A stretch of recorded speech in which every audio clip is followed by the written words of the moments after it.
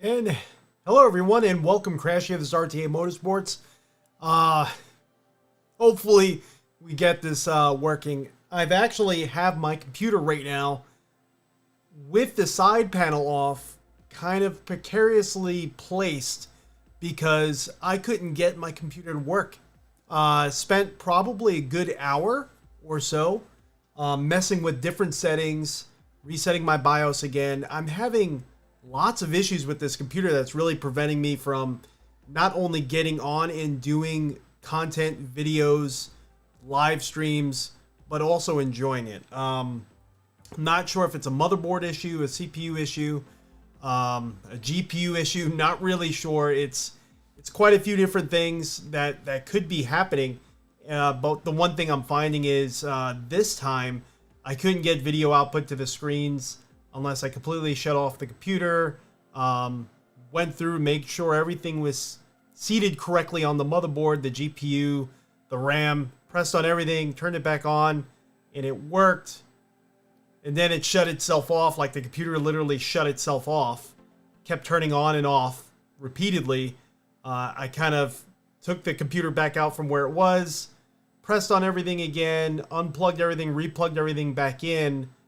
Now it seems to be working. I don't want to touch it. I don't want to move it. I don't know. If you all have any answers, I'm kind of thinking maybe it's a motherboard related issue.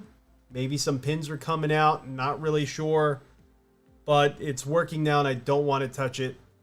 But as you've seen before, my webcam was frozen for whatever reason. That issue never happened before. I'm not sure where that's coming from. All of a sudden it's a new fun issue to deal with. But let's see how far we could get, and hopefully we could actually get and start racing today. Just a little bit at least. Let's see. Where did I put iRacing? And let's see what's going on in iRacing. It's been a really long time since I've been in iRacing. A few months now. And it also let me know how everything is sounding. If anything sounds kind of not great, please let me know. We got the Sprint VRS series. It's a 40-minute race. We could do some practice here. It's at Mount Panorama. I do have the new Porsche 911 GT3R, the 992.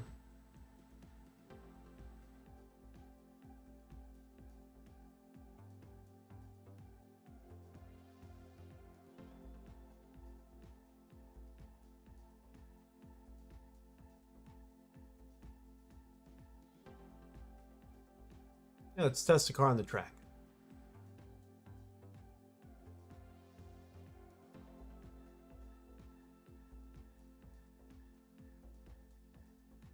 Actually, let's see when's the next race. The next race is in like 4 minutes.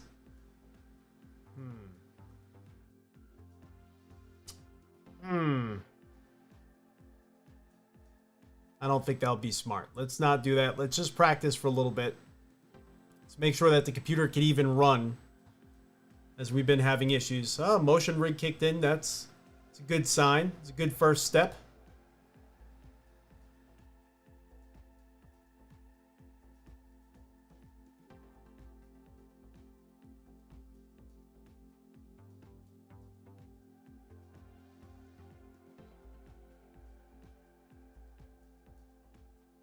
All right, let's switch this over.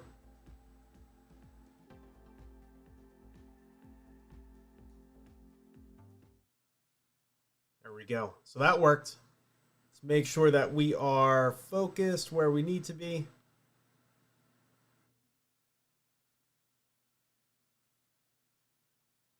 Beautiful. Okay.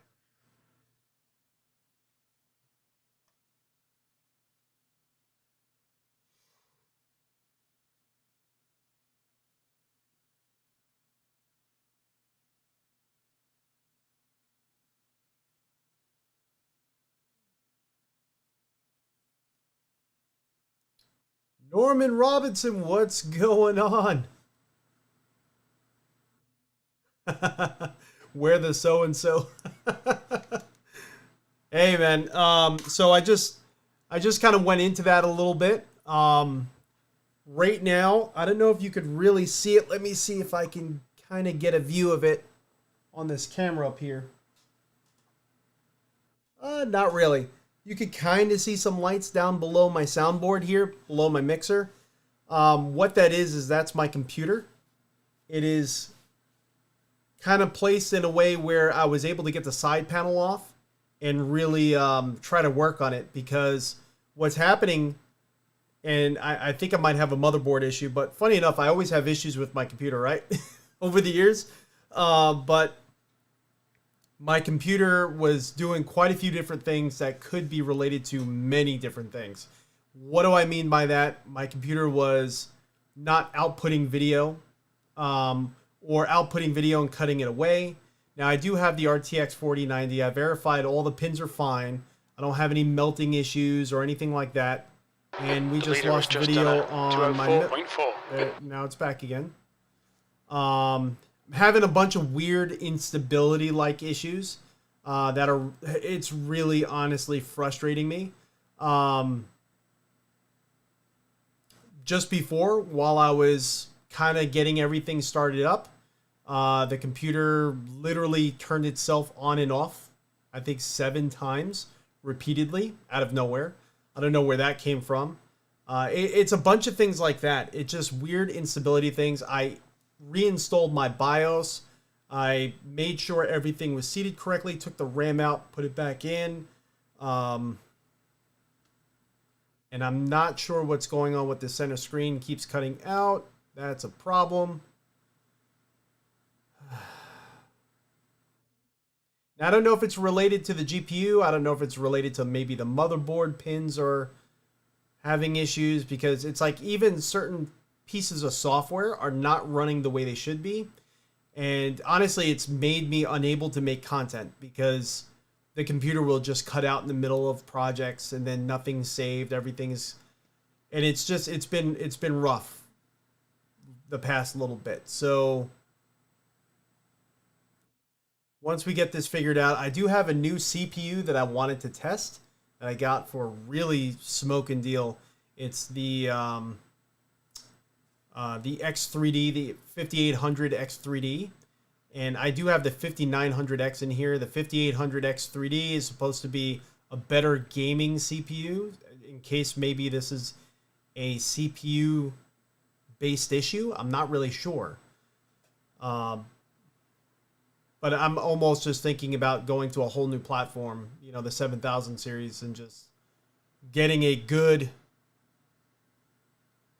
motherboard. I don't know. I mean, this is an Asus Tuff series motherboard. I never had issues with it before, but I'm not really sure what's happening.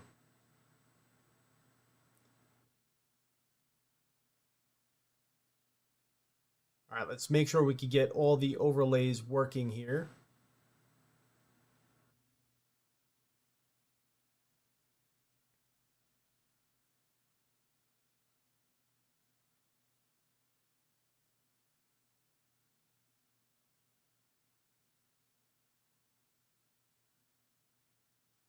This is going to take a little bit. Being that we haven't been in this for so long, there's going to be some things that we're going to have to...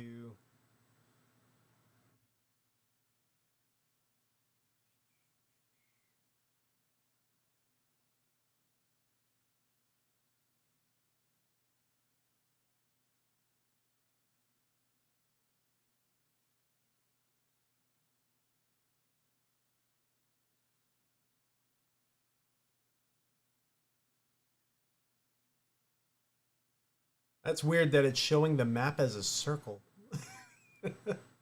What? Why? Standings. Let's see if standings comes out correct at least. Okay, standings came out okay. We might have to get rid of or redo the map.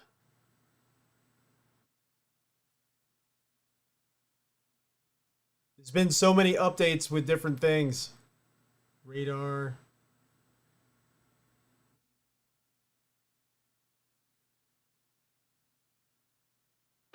Fastest lap for Airy, 203.8.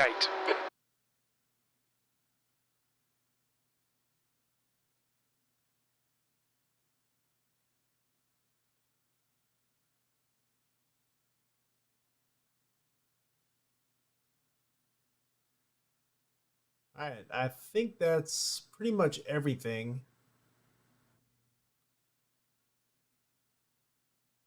Can't really think of anything else that we need to put on here. Yeah, well, that's the thing. I don't know if it is a motherboard issue or not.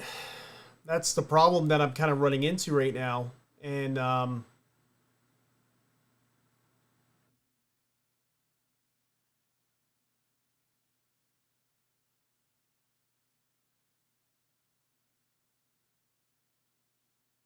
yeah, you know, there's things that I've been wanting to work on and I haven't been able to be honest with you. I've been very interested in that new Meta Quest 3 that's going to be coming out. No data found for this car and track. Please tune manually from a recorded lap. But, you know, sorry about that, everyone. But yeah, I've been very interested in that, but it's, you know, we need to make sure that we can actually get the system running right. Let's see. We have no audio.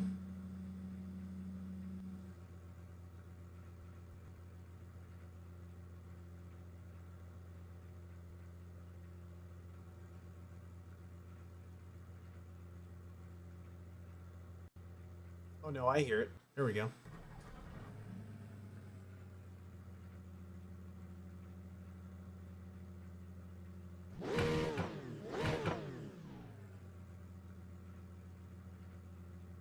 Check 1 2, check 1 2. New fastest lap for Airy, 203.7. Let's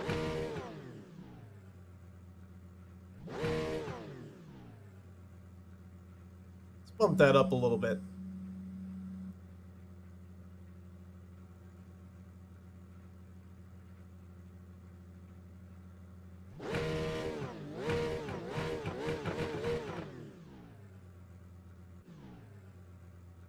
For anyone that has iRacing, have you tried the new 911 GT3R, the 992?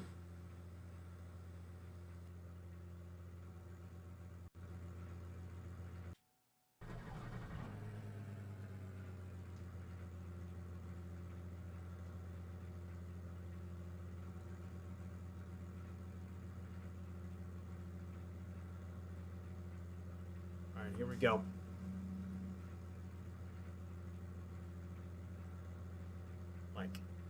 So out of practice. Pit lane speed limit is 50 kilometers per hour. That's kind of fitting.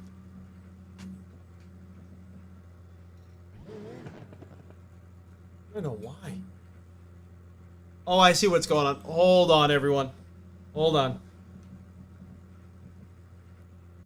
My audio cable's so tight I can't even turn the steering wheel. I just realized what's happening.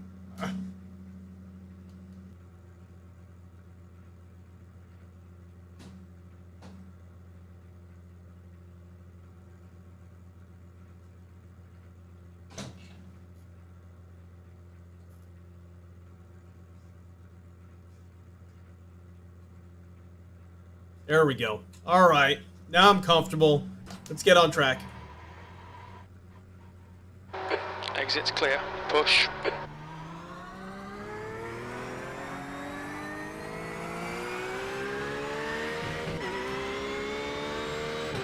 Oh wow, this has been so long. Hopefully that center screen doesn't just cut out on us again.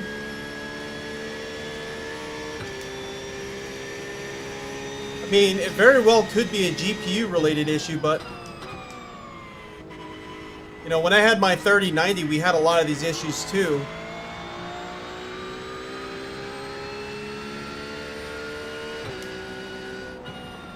But not this bad. Not to the point where I couldn't make any sort of videos.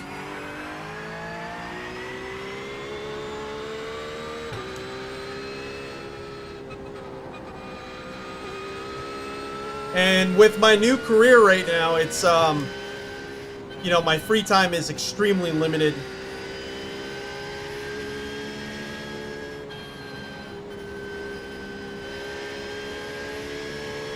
So I don't really have as much time to really like troubleshoot for hours on end like I used to.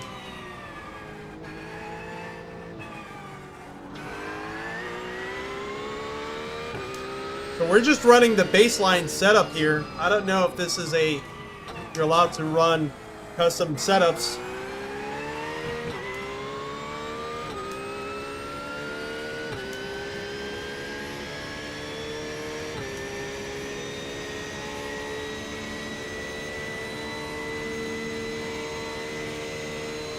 I don't think I've ever set the cockpit position in this car.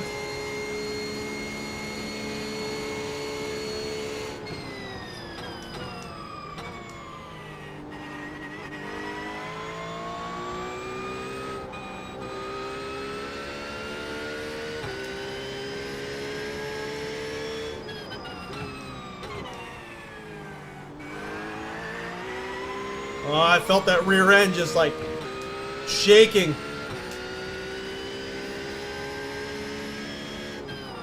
Thank you so much, Norman.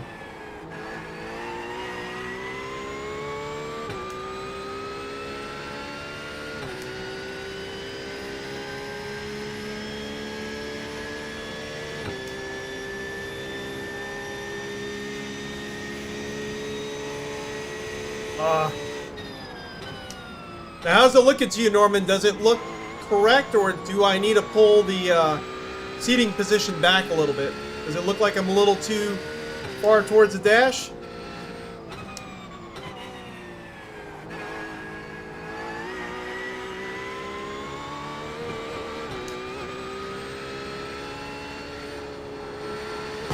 Oh! Oh, we just smacked the wall.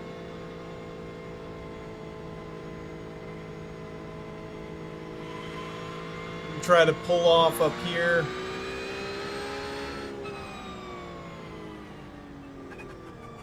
The only one on track, I think, at the moment, but it did show that there was like 36 people that put lap times down. Let me monitor. Change this camera position a little bit.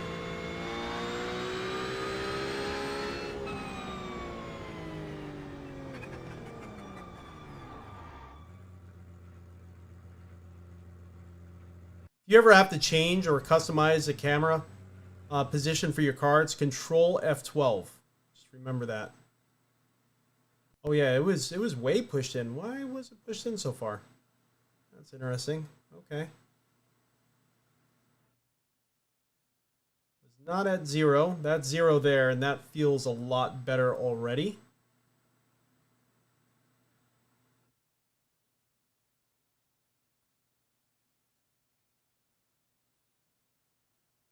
Everything else looks pretty good. Let's just save that. Let's run with that.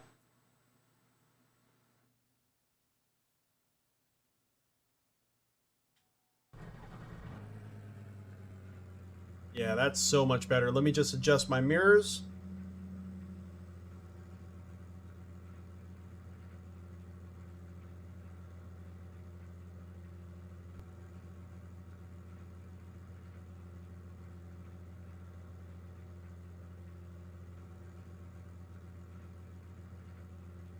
That one. Let's do the right side.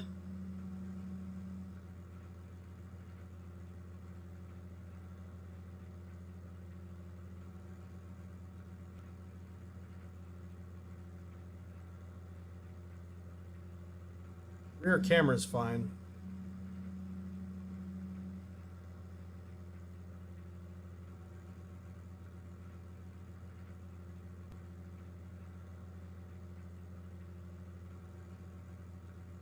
There we go. All right, we got everything set. Rear mirror over here is set. We are good to go. Let's get on track.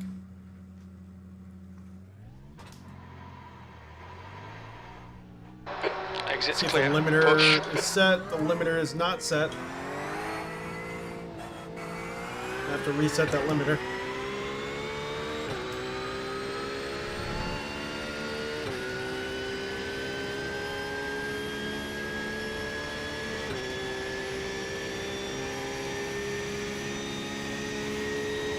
I think that was a little bit more than kissing the wall. You're being too kind.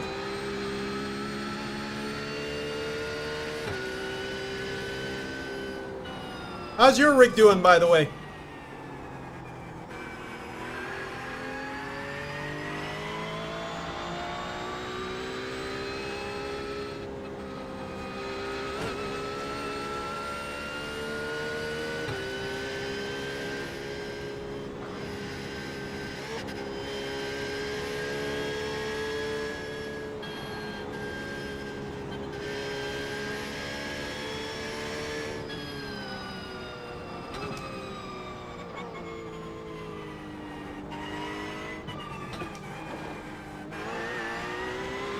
Ah, love that section.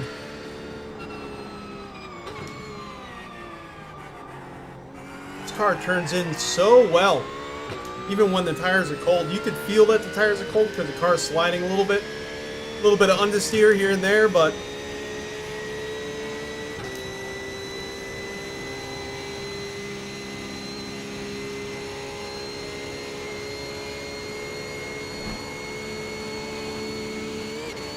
oh, some hopping up the front end.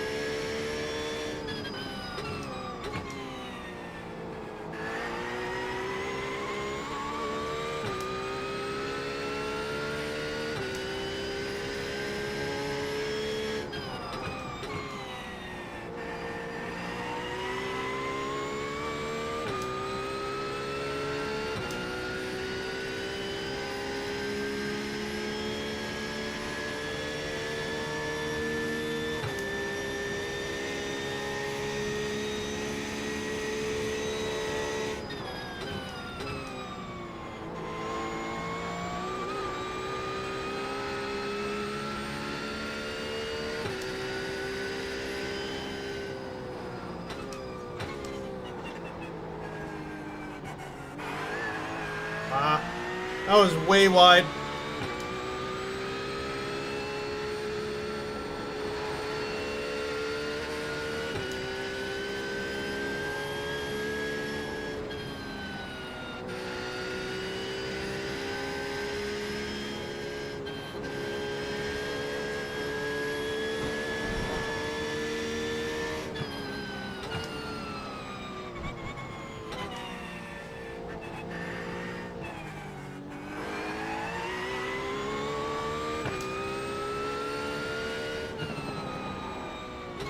Oh, almost lost it a little bit there.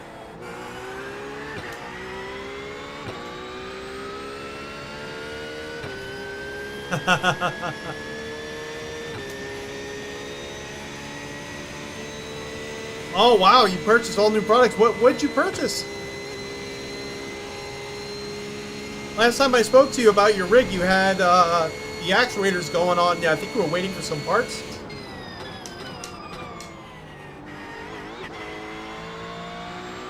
You know, this baseline tune actually feels pretty good. I don't know how long these tires would last. That would be my main concern.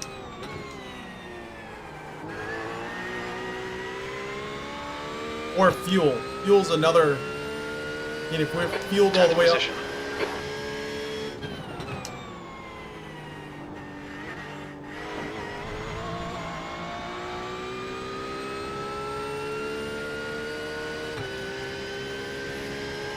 That's obviously not a map. That circle. I don't know what that circle is all about. I'm going to have to check that out on my overlay software.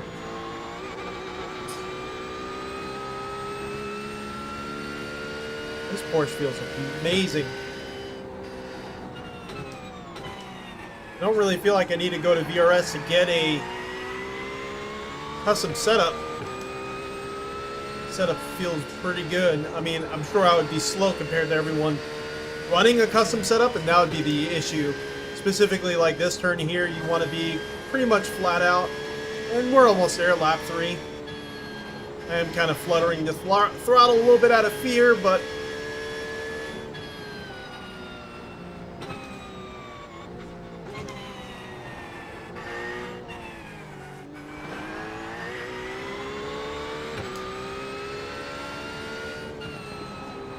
There we go. We're going to lose a little bit of weight. There we go. I meant we're going to de-weight.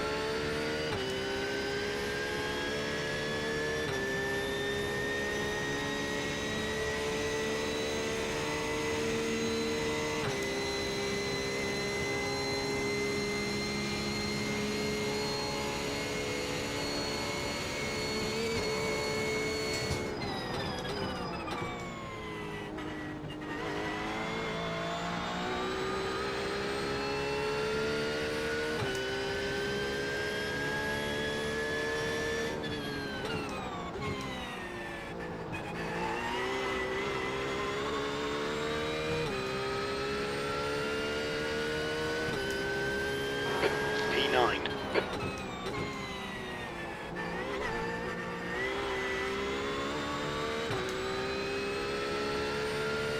Turn 1 was better than the last lap. That as good as can be.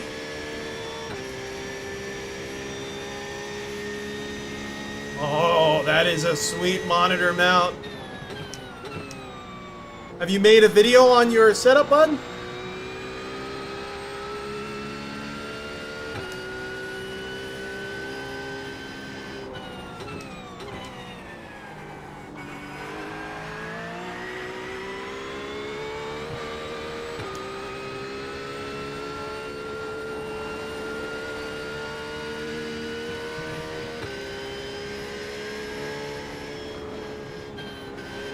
I couldn't have the guts to hold the throttle down there. Give it a little bit of left foot braking as well. Coming over the crest here, we are feeling kind of light, but the line is good.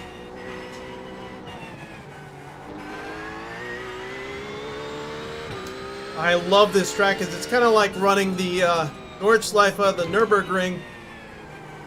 As far as when you're running it, no one else is on the track. It's like you versus the track. You and the car versus time. It's so entertaining and it's so challenging. And then when you add other cars into it, you really start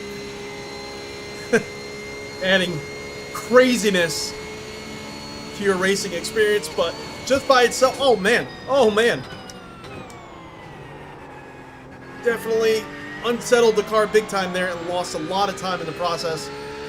That was going to be a faster lap than last lap by 0.2 of a second predicted, but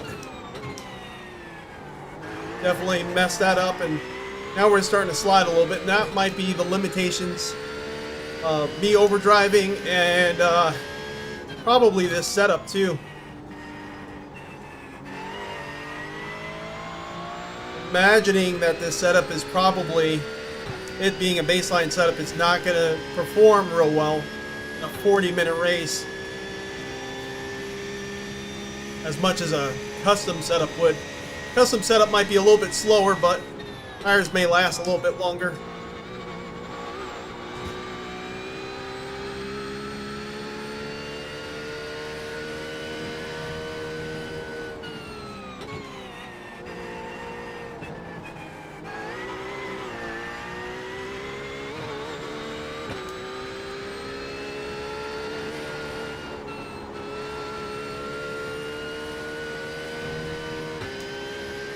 It is becoming a little bit more of a handful. Let's just hold it. Let's see what it does. All right. We were sliding in the rear. 3.5.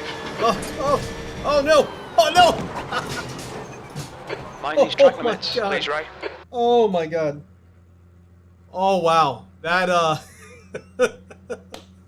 don't know if you heard my rig. Been called into the pits for repairs. My rig was not happy. My rig was not happy at all. It was slamming around big time. I do have locks on there that prevent the actuators from coming out. If I had my old style rig here, the T1000 steel, the original actuators without the locks, I mean, my actuators would have jumped out. My rig probably would have ended up elsewhere. Which has happened before. You've got 20 minutes left. 2, you have the Sim Push Replica Lumrank? Am I pronouncing that correct? Lumrank DID V20 for flag indication. I'm going to have to look at that. That sounds pretty... Sorry. Everyone, that's my wife, yeah. So yeah, she could attest that the rig probably sounded like I really crashed upstairs. Let's get some coffee in. Let's start looking at... Change this cam over. Let's start looking at some custom... Let's get out of the car. We're going to get out of the car for a second. Some custom setups and see if this racing series supports that.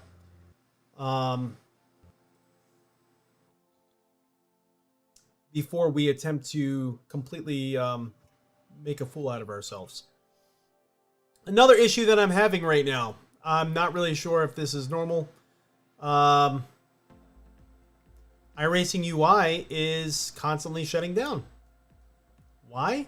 I don't know. No idea. But yeah, iRacing UI is deciding to shut down. You purchase a 7-inch monitor to utilize a rear view monitor while racing in an effort to close the gap on real. You know, I've seen a few people doing that. And correct me if I'm wrong, Norman. You have to use, like you're using a software like OBS or like Streamlabs OBS, and you're capturing just your rear view monitor or rear view mirror, whatever the car has, whatever you want to capture. And then you're sending that video to that specific screen through one of those open broadcast software type deals, right? Is that how you're doing it? Because if I'm live streaming, I don't think I can do that at the same time.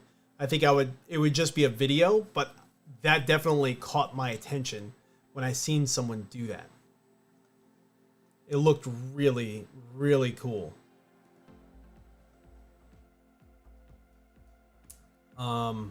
Still here? Yes, I am still here. I have not left, Captain. And it's actually showing me driving the wrong car. What is happening right now? Why are you being so mean?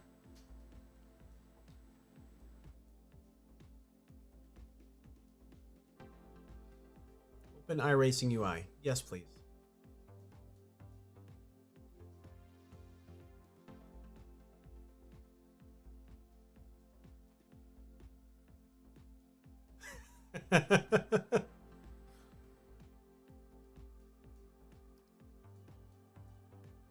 Actually, my pulse rate was getting a little low. That's why we're fueling up on a little caffeine here. A little high octane. 9 shots of espresso. I'm kidding. Not 9 shots. Don't do that.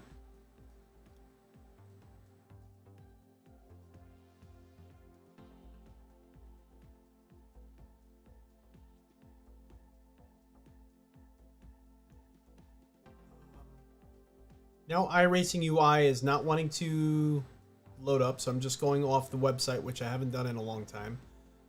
Let's see. Let's withdraw from the practice session we're in.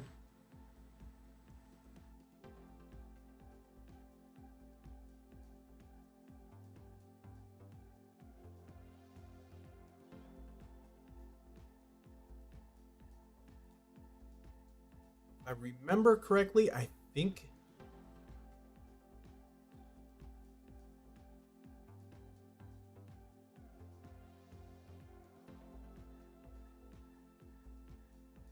this is an open series.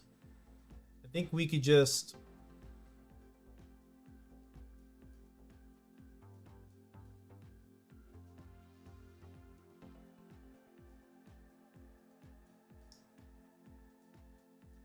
oh, there is a GT Fanatec challenge fixed.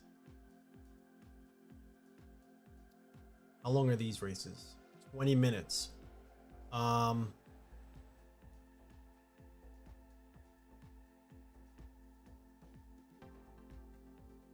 That might be a good introductory race for me instead of going full on 40 minutes. The next race starts at 2:15. That'll be a 20-minute race. Let's try for that one with the Porsche 911 GT3R. Let's get back in and practice. Why not?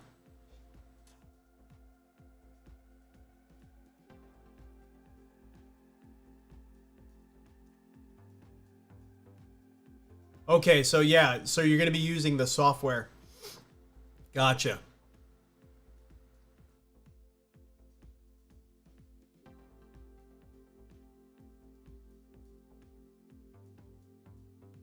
Kind of wish I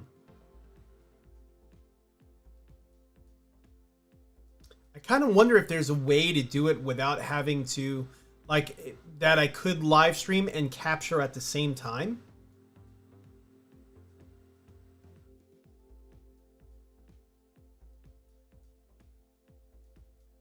So I do have another computer, my wife's computer that she does not use. And I also have a laptop, which I used for a little bit. I don't know if you remember some of those live streams that I did that I was also monitoring the replay footage at the same time. So I would be driving and then it would switch over to basically the live broadcast view. I can do that. And I would prefer to use a laptop because whenever I run both computers, number one, her computer is far away, but it is a good computer. I definitely could do it through her computer. But the office here gets so hot so quickly. And then it also pulls a lot of power from the wall because hers is also a Ryzen system. I think she's running the 3900X CPU with a 1050 Ti graphics. Wow, 1050 Ti graphics card. But it pulls more power from the room. I think the laptop would be the best option for me to do that. And it would probably work just fine. Might be something I want to look into. Because I think it's pretty cool. Because some cars, and you already know this, but some cars you can't see the mirror. Once you get your FOV set correctly, and you get your in-car view set correctly, you can't see the mirror. So it'd be cool to just have a mirror there. And I'm sure it would definitely be a lot more immersive. The other thing, too, that I was thinking is... That's a new fastest lap for Rosso, 205.4. Or wondering, not thinking, wondering, has anyone looked into apparently this Samsung monitor? This new 59-inch curved Samsung monitor? Is it like a...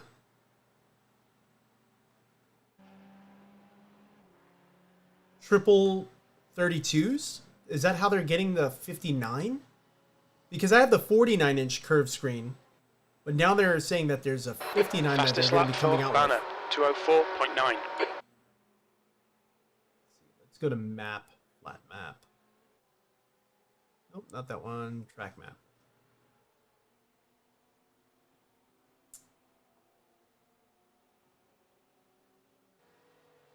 That's a new fastest lap for Song, 202.8. So I think there's possibly something wrong with their track map on RaceLab. I don't know if any of you guys ever used RaceLab for overlays. It's really nice, but every once in a while there's an update and something weird happens. So yeah, the track map is completely weird. Show track border. A mini map. Showing it as a circle for whatever reason, even through their...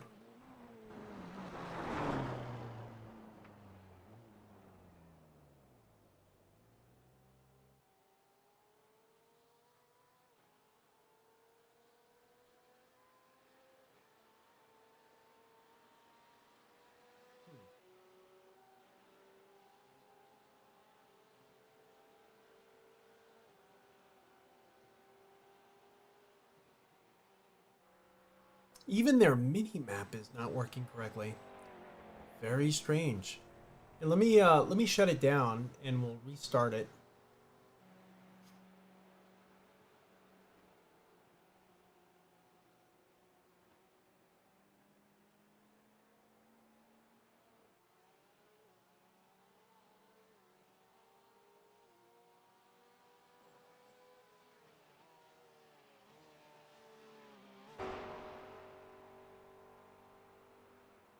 No data found for this car and track. Please tune manually from a recorded lap.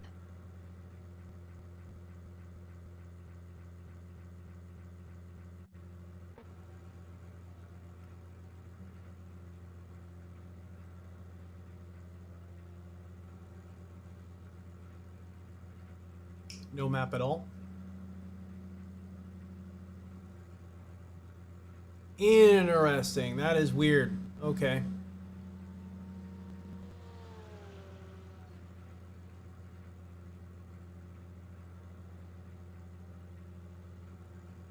Let's try it one more time. Let's see what the track map looks like. It should look like the track. I mean, there's really no reason that it should be looking like a circle.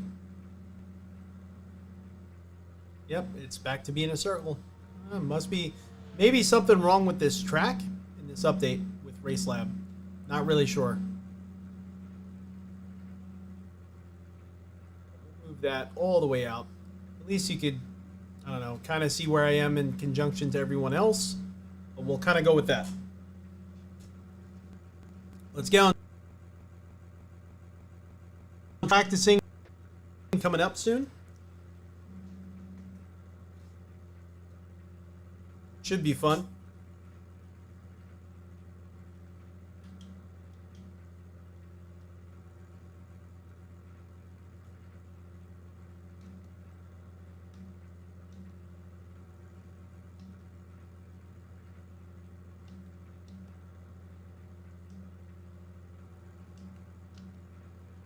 Some of the buttons are set, but some of them are not. Just set my limiter real quick.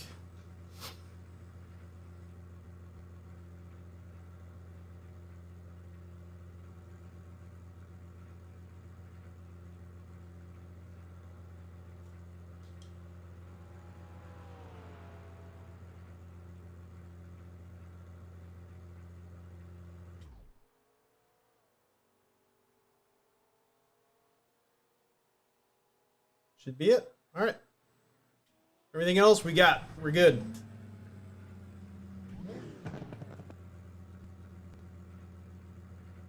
What's happening?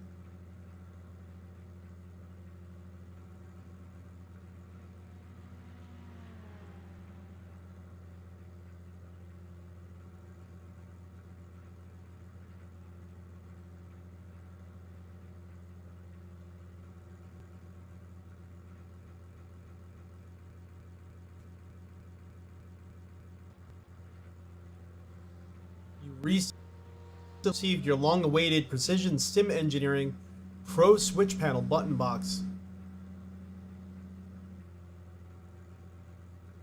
Oh, you know, I think I seen a video on that.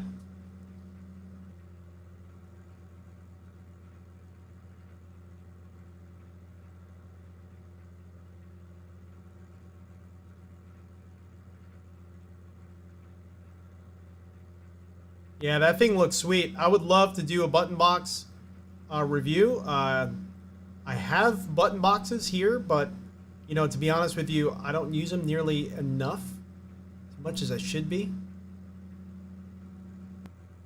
Should be utilizing them a lot more than I am. All right, let's get on track. There we go.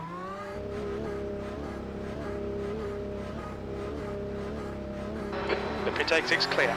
I'll definitely reach out to them to see if they're willing to kind of share, see what they think.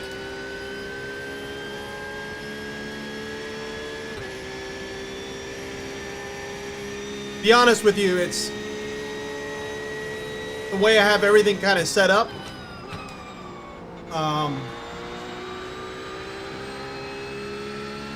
Definitely never really looking for a handout. If they were, you know, if Precision Sim Racing wants to just send a review unit or one that they use for their testing and I'll mail it back to them, that would be amazing too.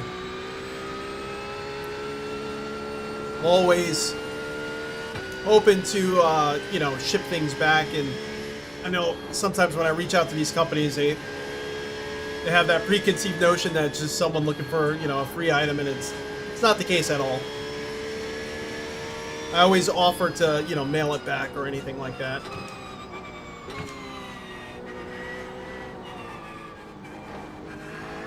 But yeah, I would love to do a review of that button box. There's also a company I just saw. They released and I think it's the same company. Didn't they just do a button box for this car, the 911 GT3R?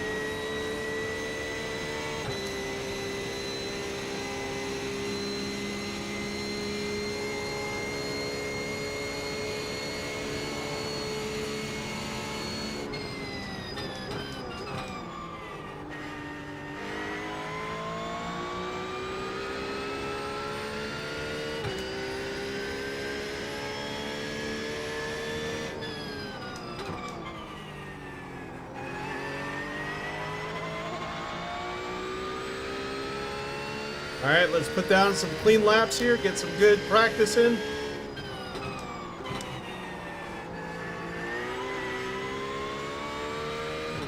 I love when you come off throttle with this car, the rear just slides out a little bit. You kind of like drift it into the turns.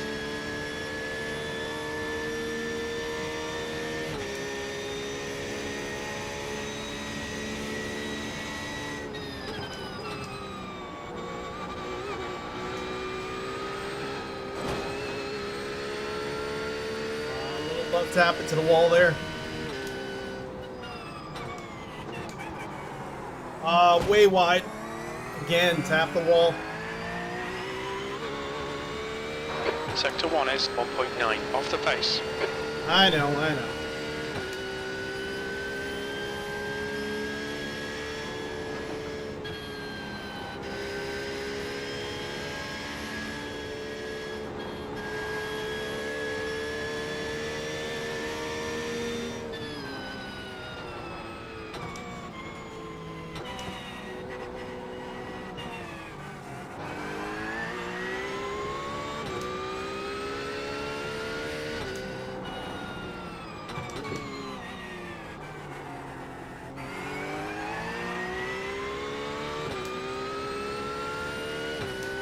Let's see. Sector 2 is 2.6 seconds off the pace. We'll get it back.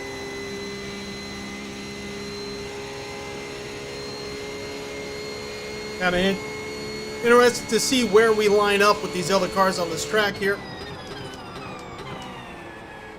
With these shorter fixed races, sometimes they can be a little funner because people start racing a lot more aggressively. There's less time to really have things happen. I didn't need to be in first gear there. Whereas in the longer races, I find a lot of people, including myself, kind of, you know, sit back and chill 16th place. at the beginning. You're expecting things to kind of happen for themselves. You're expecting people to kind of put themselves out of the race, you know? But these shorter races, you kind of have to make it happen.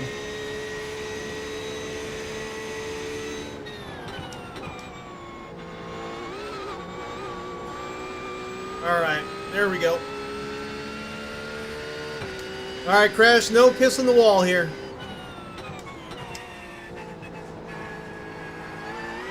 There we go, that was a lot better.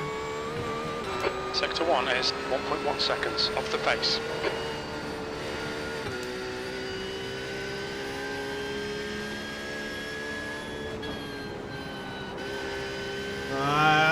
Didn't have to get off there, but I did out of fear. Ugh.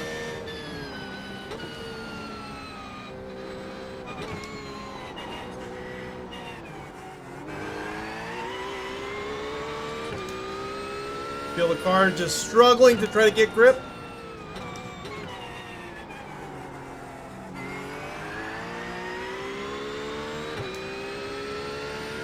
Stiggy!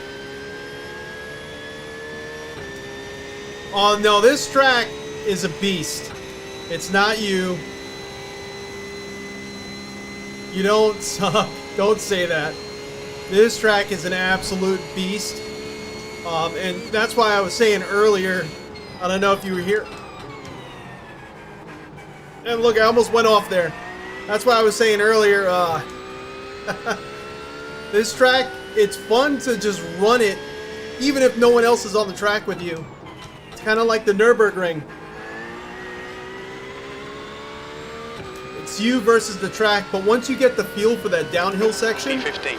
it really opens up and feels good. But right now, we're getting practice in. We got a race coming up really shortly. It's actually happening quicker than I would like. I feel like I need more practice, but it's a nice, quick 20-minute race on iRacing here. We're in the new Porsche 911 GT3R 992. Absolute beast. This baseline step is actually pretty good for a fixed setup. I am kind of running through tires pretty quickly, though, I am noticing. Off the pace. Oh, no! Oh! Oh!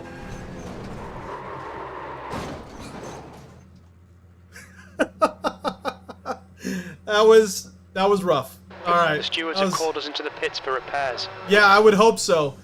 Hopefully the stewards also brought an ambulance. Jeez.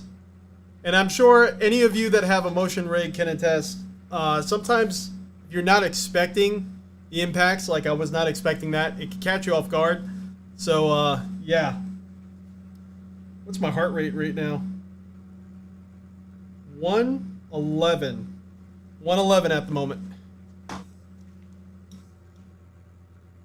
Whew. All right, let's get belts on. You did just that. You pre-ordered and received the Advanced Sim Racing ASR Pro adjustable wheel deck to use with large mid semi-cube DD wheelbases to allow... Oh, nice! Now, let me ask you, do you have, like, friends and family coming over and trying your rig out?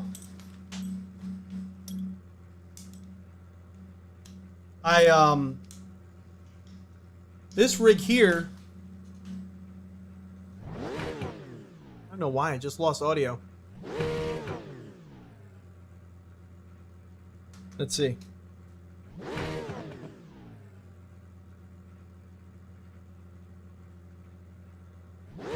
Check, check, check. I can hear myself. I can't hear the car. What is happening?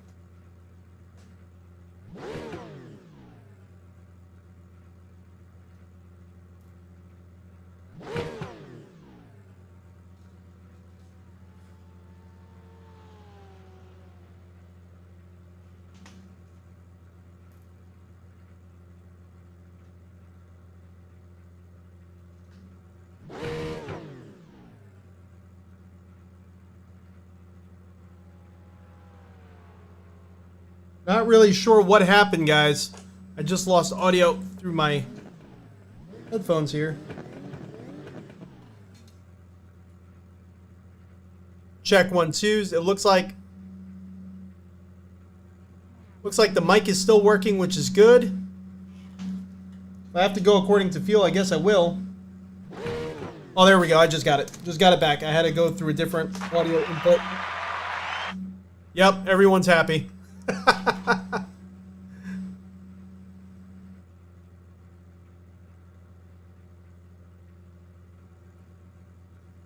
All right.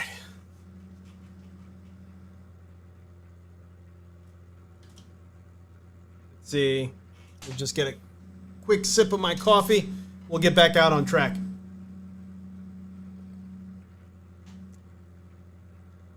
So yeah, Sticky, the main thing is you have to be really comfortable with the car you're driving, and you have to be really comfortable with knowing the width of the car at this track.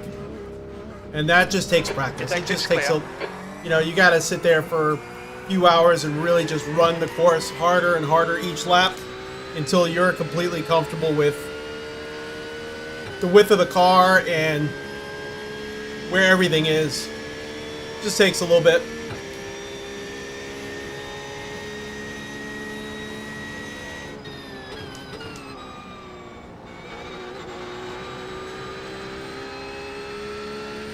But yeah, Norman, do you find people coming over and trying your trying your rig out, when I built this rig, this one in particular, I made sure that I wanted a seat with a seat slider, so that way people can.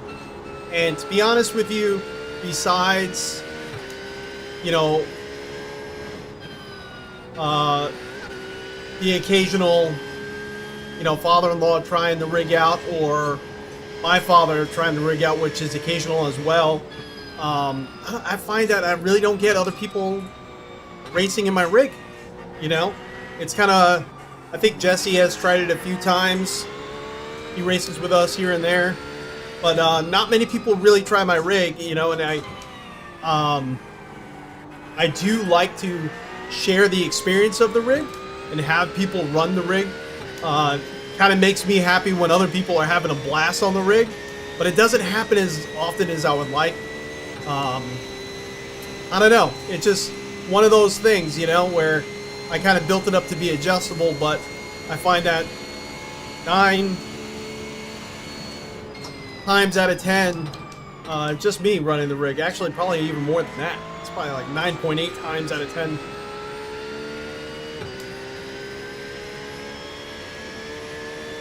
I even thought about, you know, one day opening a cafe with sim rigs, just so I could have other people share the experience. That's how much I like to share experiences like this with people. That's kind of why I have this channel, you know, just to share the experience. But yeah.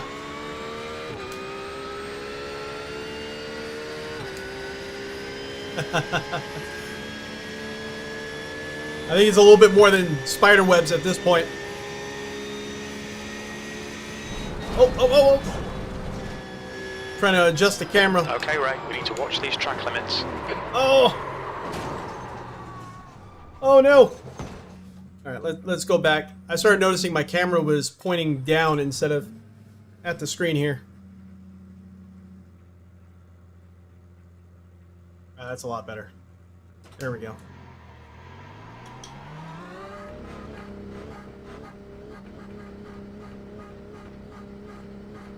Looks like you're clear on the pit exit.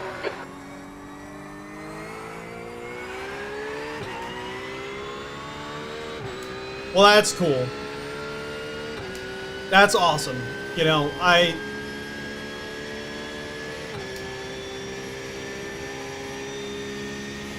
it'd be really awesome to have people kind of share the experience here, but yeah.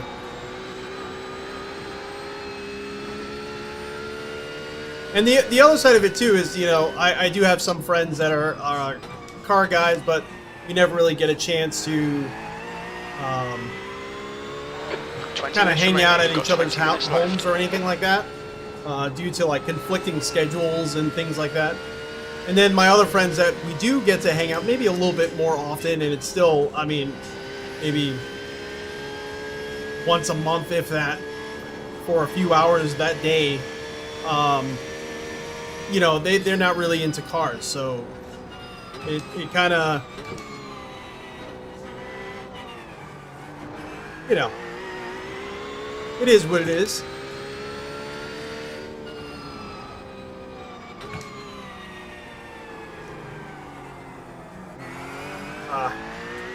But those few times I can share the experience, it's awesome actually doing it. It's awesome kind of seeing their faces and all of a sudden the beads of sweat coming down off their forehead when they're realizing that it's it's kicking up their adrenaline more than they were really expecting. You know, all of a sudden there's a little bit of a fear element that they weren't expecting. I think that's pretty cool. Same thing with like throwing them in VR and then putting them in an F1 car, and they're not expecting to feel the sensation of speed that they're feeling.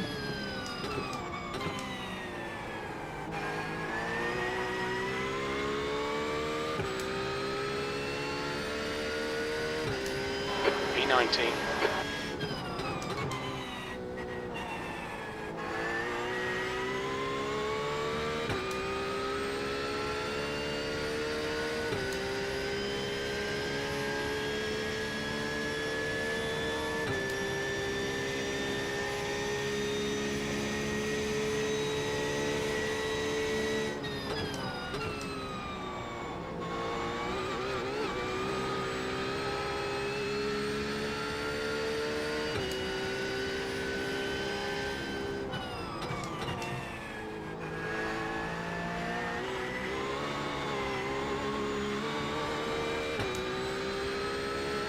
Got a little loose there in the rear end. Ah, I tapped the wall again. That was a little baby tap. Oh, no. Gonna invalidate this lap. Track limits. Ah, making little mistakes here.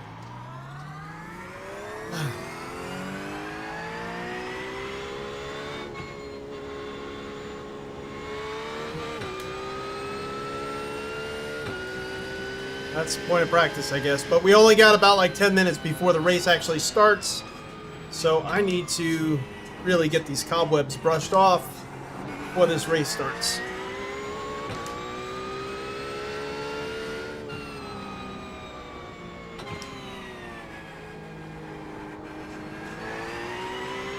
Glad to see the Philips Hue lights are working as expected.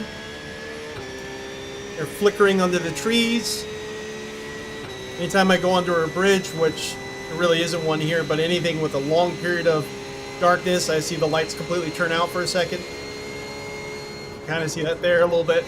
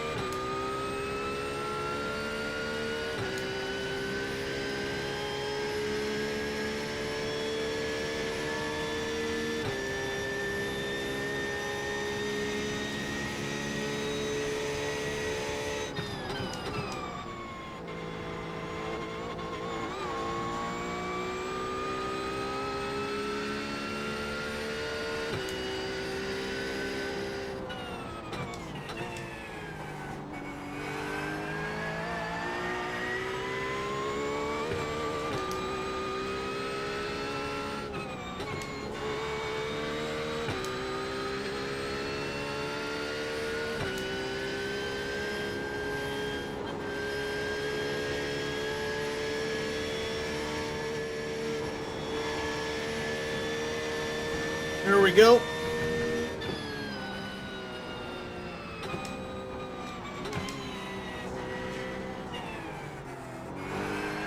Okay, Ray, 15 minutes left. That's 15 minutes.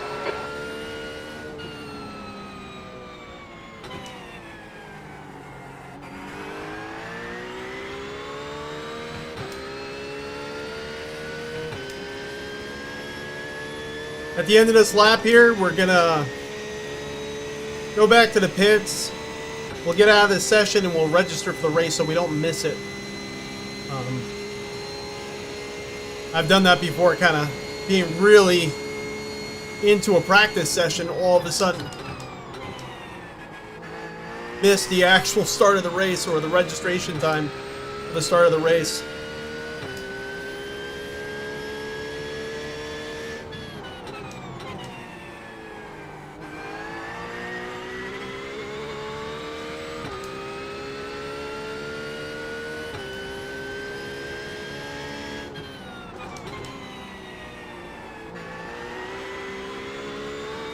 Alright.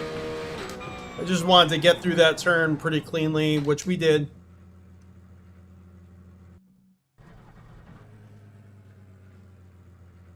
Alright, so let's get out of this session here and let's register for the race session. It's going to put us...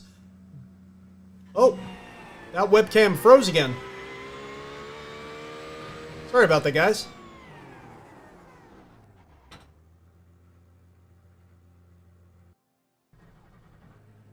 See what I mean by weird things happening?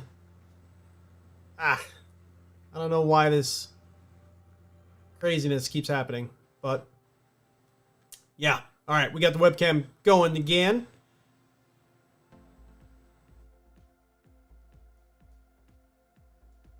Oh, you got the wind simulator. Oh man, is this a whole new rig? This seems like it's going to be a whole new rig.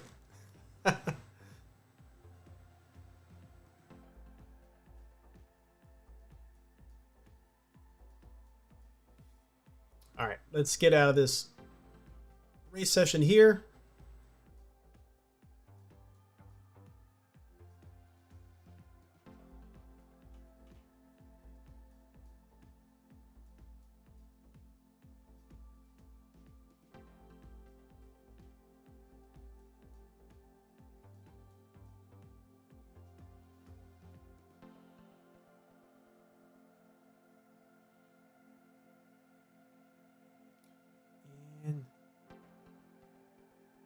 Nice.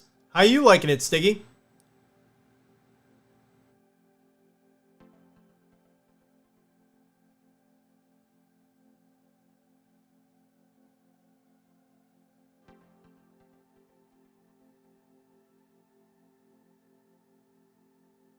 So Racecraft makes the rumble for the brake pedal, ABS?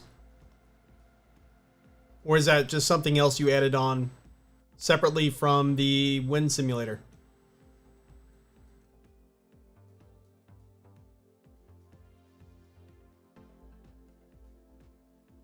I definitely hear that. I like to keep cool in the rig all the time. Actually, right now I'm pretty toasty. There we go. We got the 215 race. 51 people are registered for it. Normally I would have my dashboard on my rig, but last time I was racing, I noticed my... now, again, this was a while ago, and this is also another weird issue with my computer. I had the software going, which I could do for this, but for some reason, that single Vocore dash screen that I have, whenever I was running that, I would lose like 20 frames per second.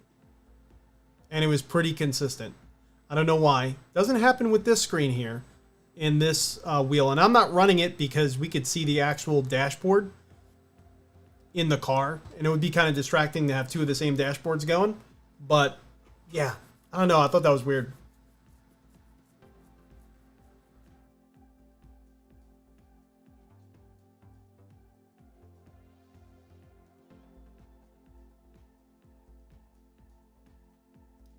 Part of SimHub and Arduino?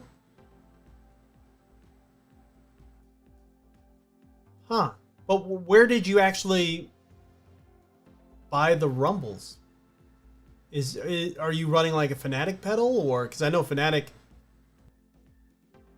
I remember correctly, I think their ClubSport V3 pedals had the rumbles on the brakes?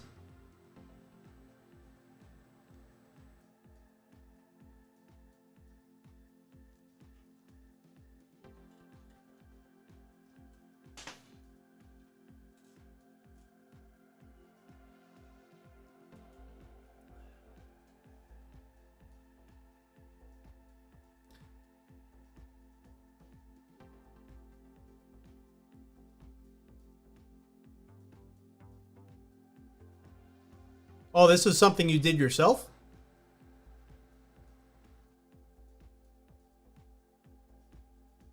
By the way, Norman, I did want to ask you real quick, how did you guys fare with that last hurricane? I know where my family is in Florida, there was...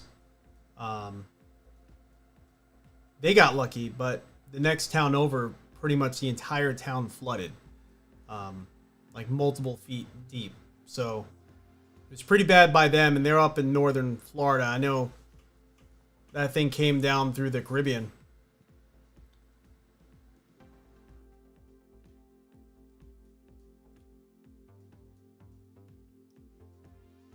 Nice, you got some hydraulic brakes going. Cool. Sounds like a pretty crazy setup. And now, for some reason, the map is actually working in a race session. I don't know why, but it decided to work correctly now. So let's move that back into frame. No data found for this car and track. Please tune manually from a recorded lap.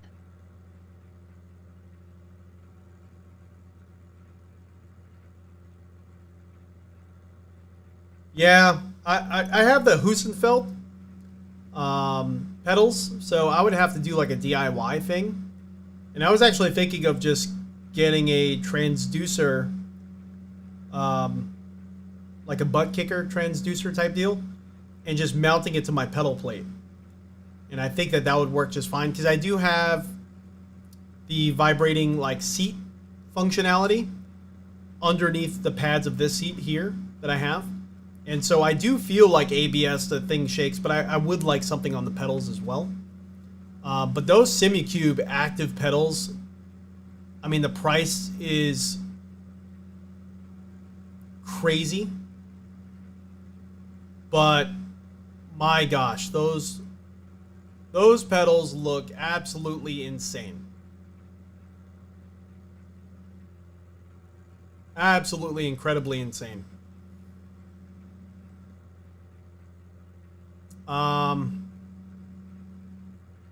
Where is...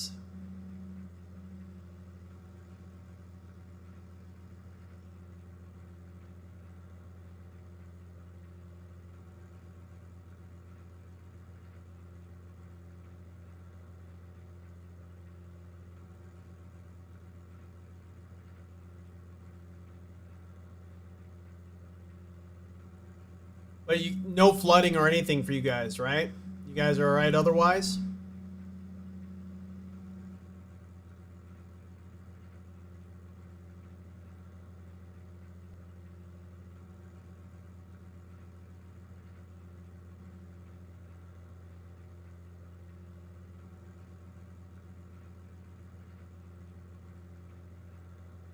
Check 1 2, check 1 2. For some reason I noticed there was a lot of noise coming through, and I guess NVIDIA broadcast shut off. And okay, I'm just gonna try to monitor it because it seemed like it was doing some weird stuff.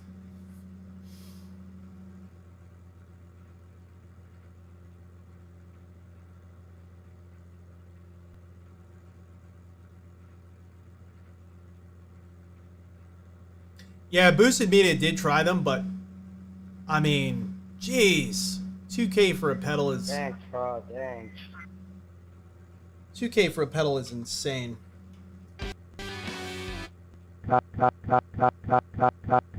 Nice.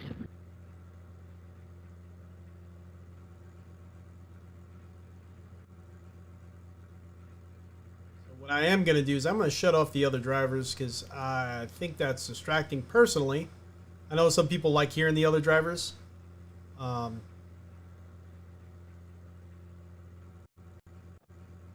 really my thing. I've always thought it to be a little distracting.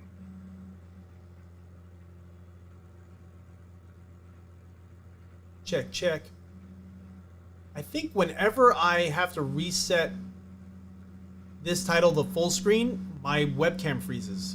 Does that seem to be kind of what's happening with you guys? Is that what you guys are noticing? Because my webcam's frozen again.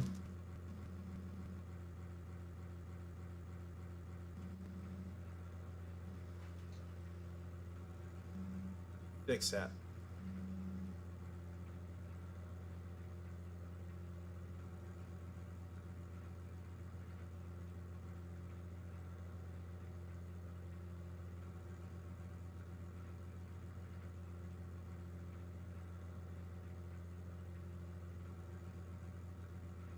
All right, cool. We're back in business. All right.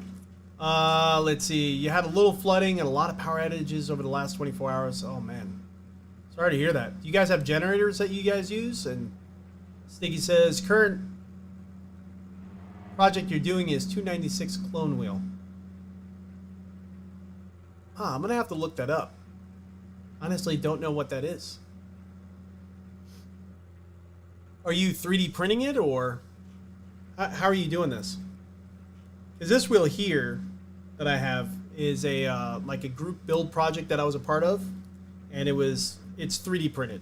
This is mainly 3D printed. It does have a carbon fiber overlay over the front. I would love to make a video on it if my computer decides that it wants to cooperate and be nice. Nice. What are you using as a 3D printer? I actually have a was it the Anchor Make M5 or something like that? Track's clear. Push, push, push.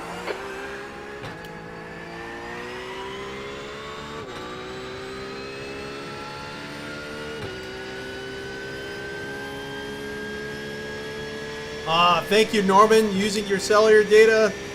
Oh man, I'm sorry to hear that, bud.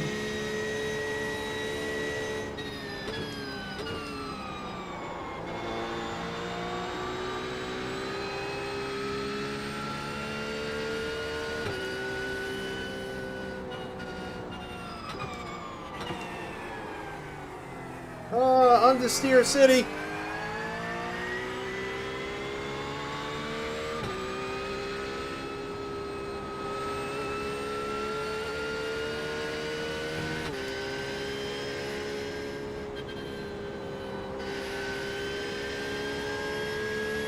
New fastest lap for Ordonez, 203.3. So we got Oleg, which is only 5 seconds behind us, and he is pulling us in. Actually, now 4 seconds behind us. Getting that my tires are not to temperature yet. I'm probably gonna just, when he gets close enough, just let him by. We're in a practice session before the race starts in just a few minutes. Race is gonna be starting in a few minutes. Don't see him. Still back there, okay.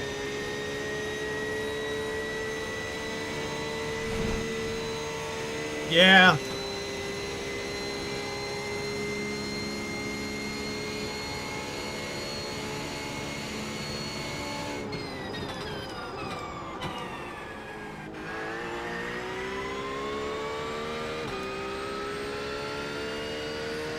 Yeah, going the 3D printer route is a lot of fun. I've had this 3D printer, I want to say, in the box since they were first delivering them from their, what is it called?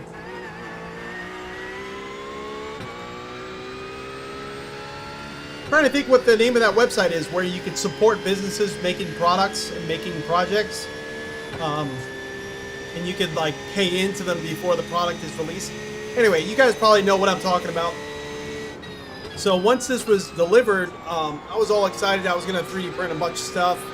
Now I still want to, but I just haven't had time with, you know, the whole computer issues that I've been running into to really dive into it, to be honest with you. I would love to, just have not had a chance.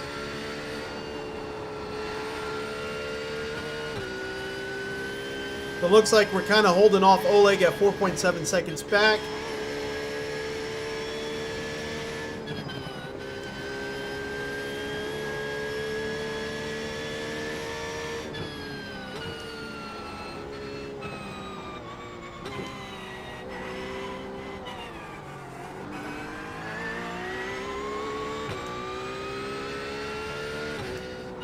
How many wheels do you got, Stiggy? See that you said that you cloned the, what was that, the CR10 with extras. Kickstarter, yeah, thank you.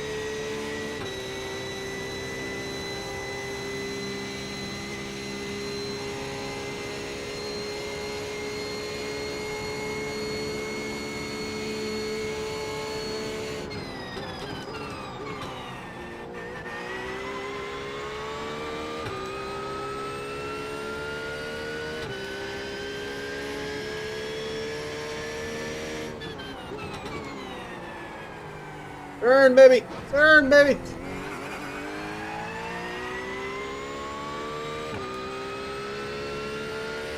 V24.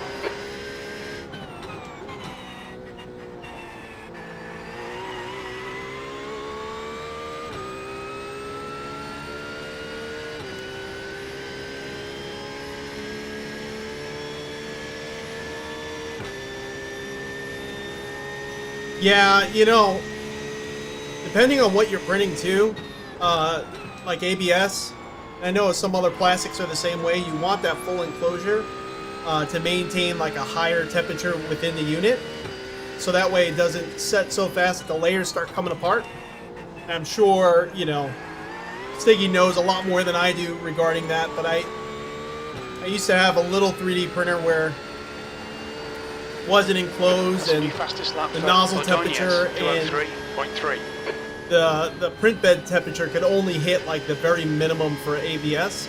I was running into layers basically coming apart, like, you know, days later and stuff like that. And that's no fun, you know, because you spent all that time printing it, sometimes days depending on the item, and then it starts coming apart. But the AnchorMake M5 is not enclosed, but it does, from what I read from other users,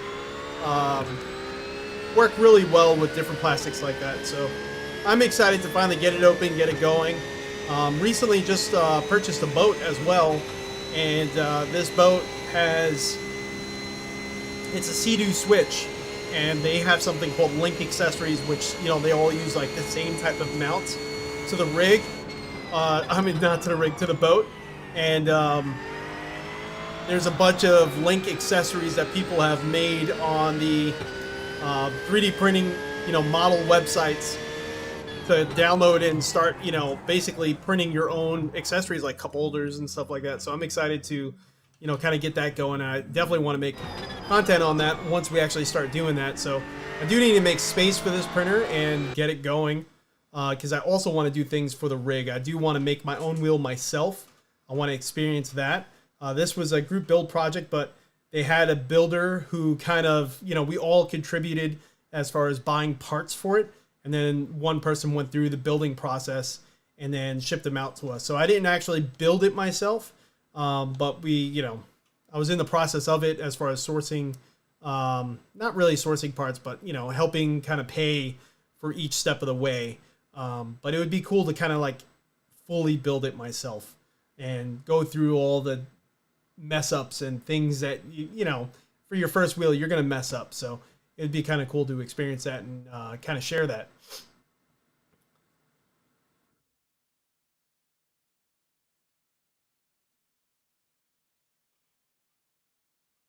Yeah, the controller board go up in flames. Oh my gosh.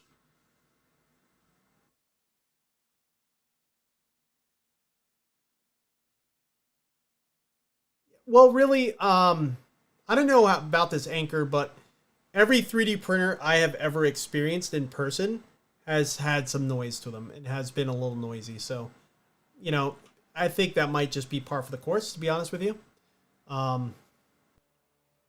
So we got some practice, 3 minutes of practice, and then we're going to have 8 minutes of qualifying, which it should be 2 laps. It's probably not going to be 2 laps because you do have your out lap and then you have 2 laps. So we're going to have to make sure we get out as quickly as possible to really try to maximize how many laps we could get in here for qualifying, and then the race is 20 minutes. So wish me luck. Hopefully all works out well.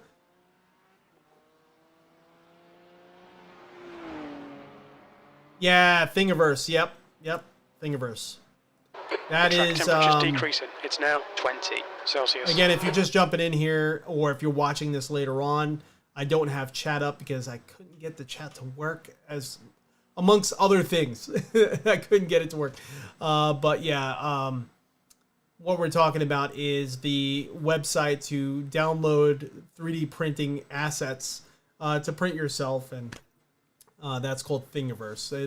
It's an amazing website, an amazing resource of different prints that people have made and posted on there. But yeah, Thingiverse is awesome.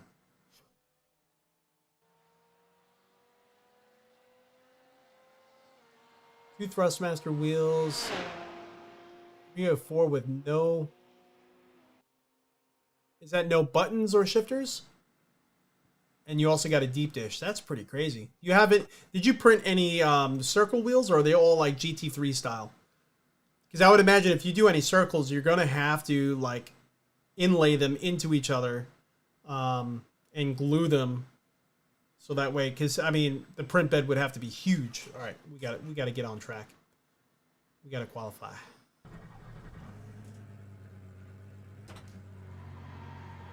Oh, yours is quiet. Okay.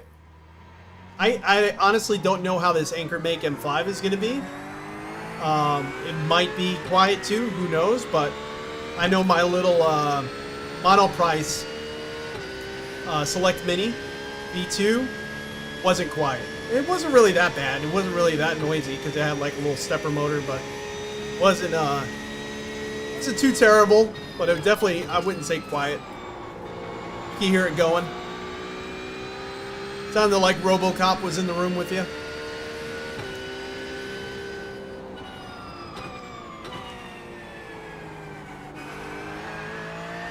Alright, so this outlap, I definitely don't want to waste my time because that would mean that we have probably less of an opportunity of getting 2 full additional laps in, which already, whenever I try to qualify here, I only get 1 lap in. The first lap, never really have enough time to get the 2 in. Hopefully this time we get to change that.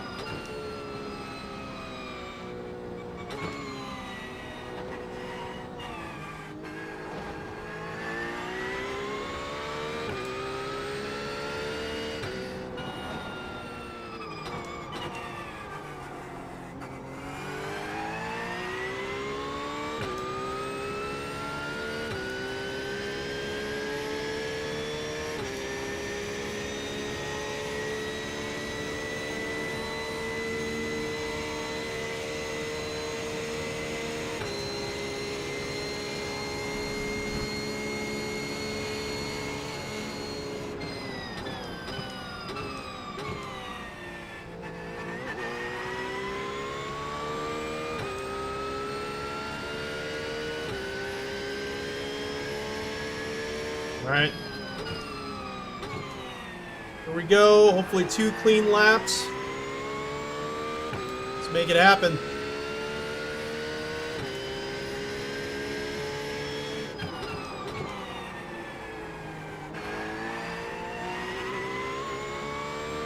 Didn't get it into the apex enough to really get a clean exit on that turn.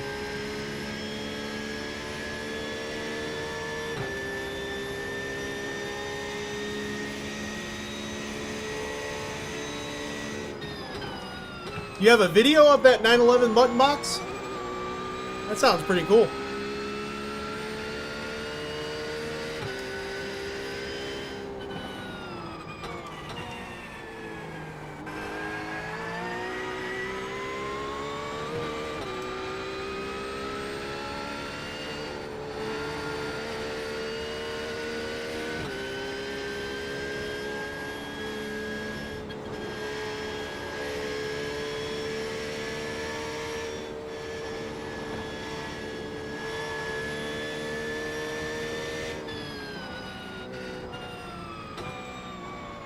Sunset's so beautiful.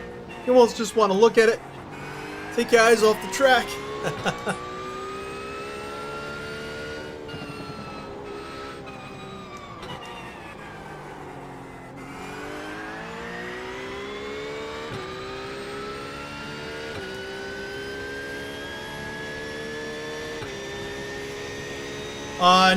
No. So Norman's asking, what's my position on the MetaQuest 3? Now I'll have chat up. I'm just going to read because this is a very important question. What's my opinion on MetaQuest 3 with full color pass-through? Do I think it would be good for sim racing? And I don't think that's as much as I would wish it to be. I don't think that that's going to work, and I don't think anyone's going to make anything that would work for that, like selected item pass-through, where you could select your wheel and your arms and things like that in 3D space. I would love that, but I don't think we're there yet. I think this is going to be more like a Quest Pro, refined in the software, refined in its cameras.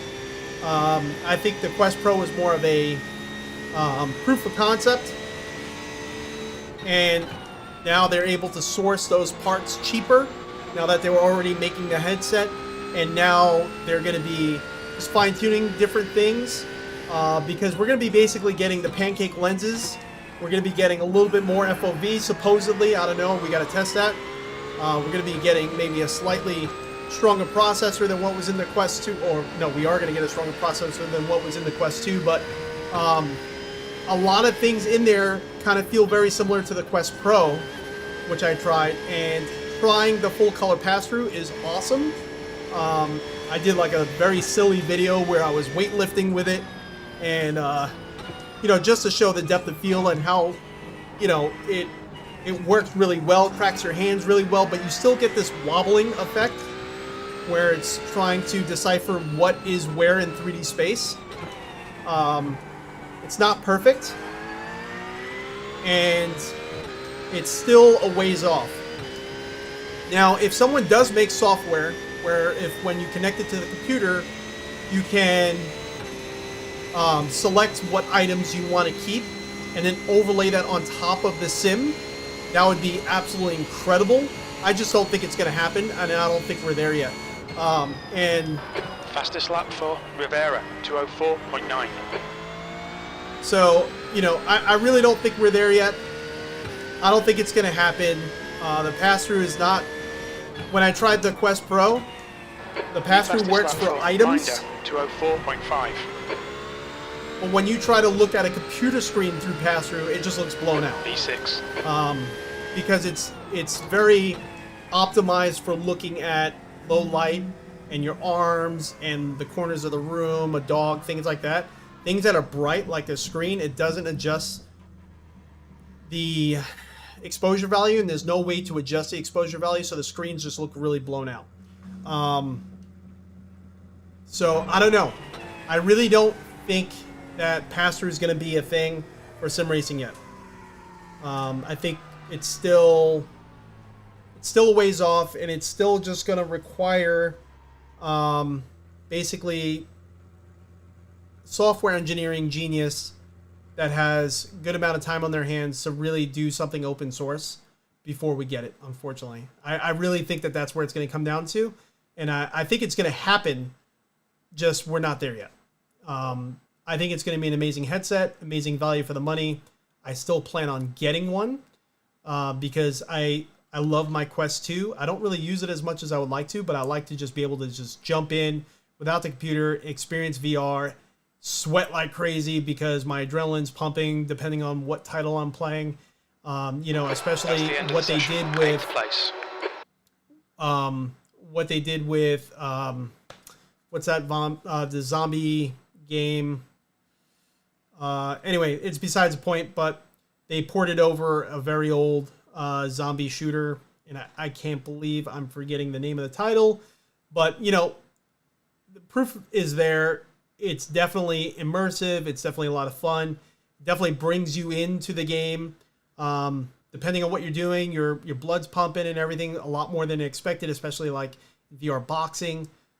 I think that this is going to be another step in graphical improvement off of PC. I think linking it to PC is probably still going to be perfectly smooth, very nice, wireless, beautiful. I just don't think we're there yet for the pass-through. For what we want. I think pass-through games are probably going to get a little bit of a push this time, where pass-through titles and experiences and being able to move objects around your room and things like that is going to definitely get a... you're going to see a jump in those types of titles. But for what we want, I don't think we're there yet.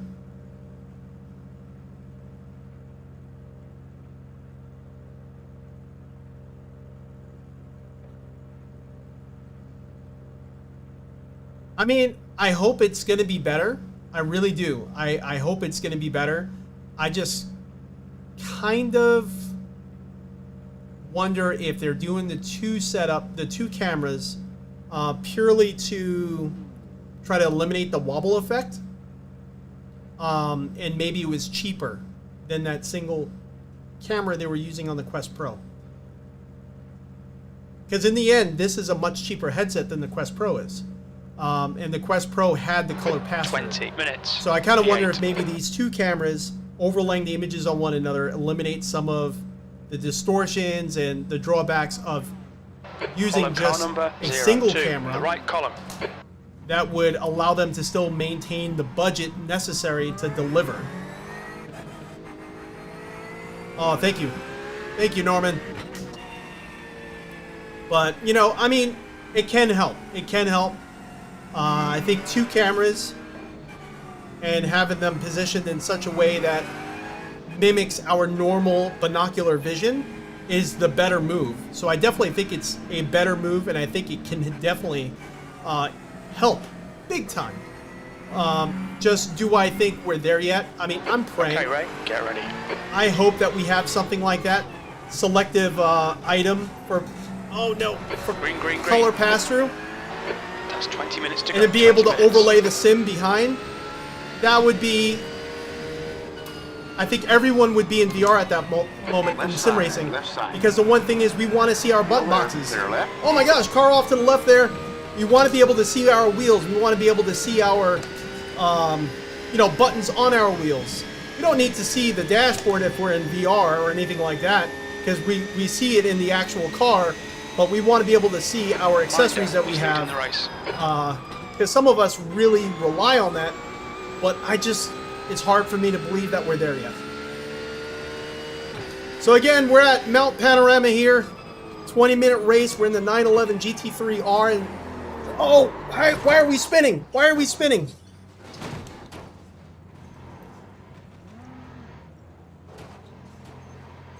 Got a car left side clear. I have never spun there before. What is going on? Ugh.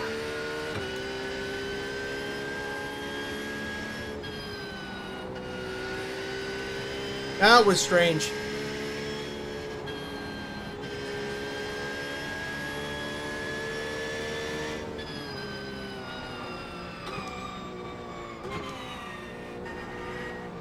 Oh. There's an incident in the dipper.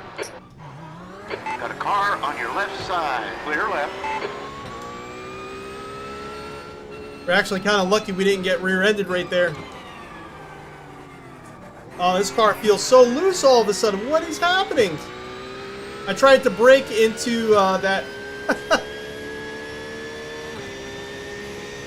that hairpin, and the rear of the car started sliding out on me. Never experienced that before. Definitely have some aero damage because I am feeling that the car is a little bit slower, so maybe that has something to do with it.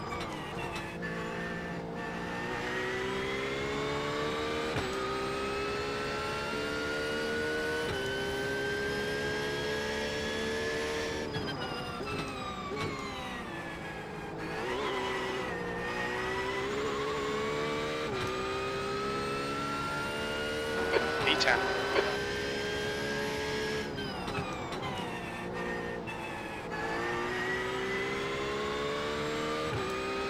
Need to try to pull in the car ahead. He's 3.4 seconds ahead of us. Austin Daps. Oh man, we had some horrible pop-in of trees there. Hopefully our computer holds up. I don't know, maybe it was a pit maneuver? I didn't feel anyone hit me. I just felt like the car just lost control. But I mean, it's definitely possible someone could have nudged us and I just didn't feel it. I mean, it is the start of the race. Everyone is bunching up, so it is very possible. We'll have to definitely look at that replay and kind of see.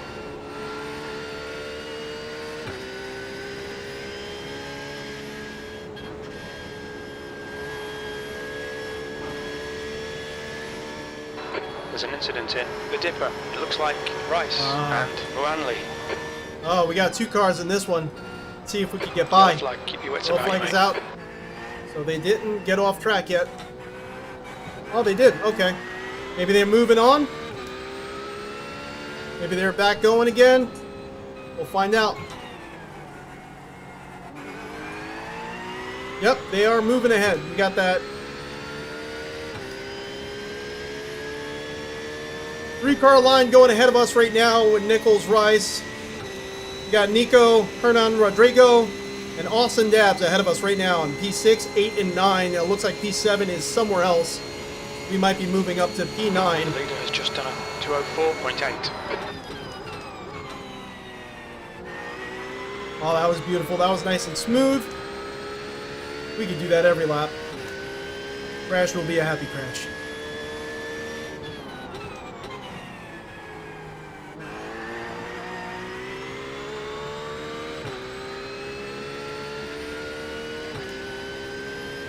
That lap time was 2:07.1.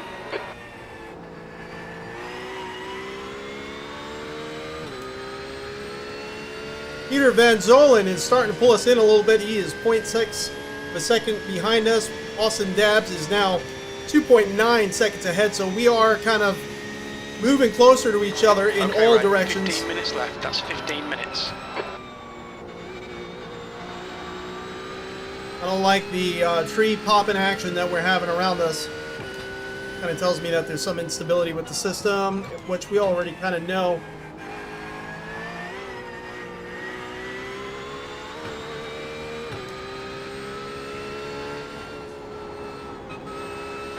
The gap behind is now 0.6.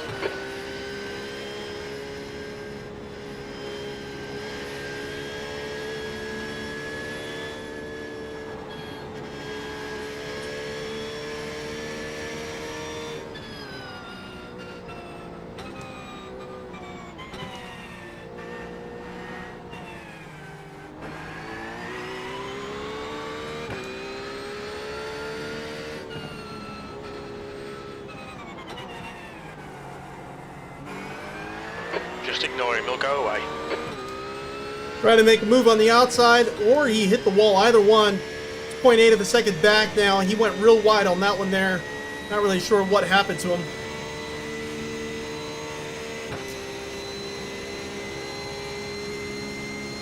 Fastest lap for Rivera, 2:03.9. The leader has just done a 2:04.2.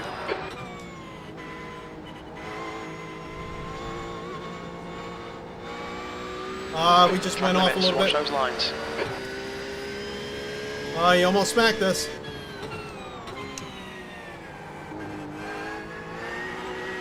Oh, come on. Oh, yeah, definitely.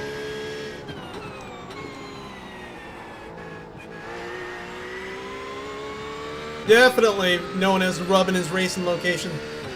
I think Peter's going to be making a move on us here. On this straight. Nope. Apparently holding back a little bit. He definitely has the draft on us.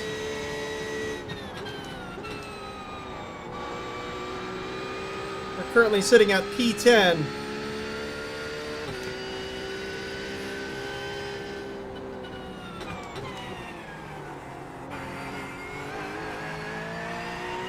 It was very wide, but we made it through there.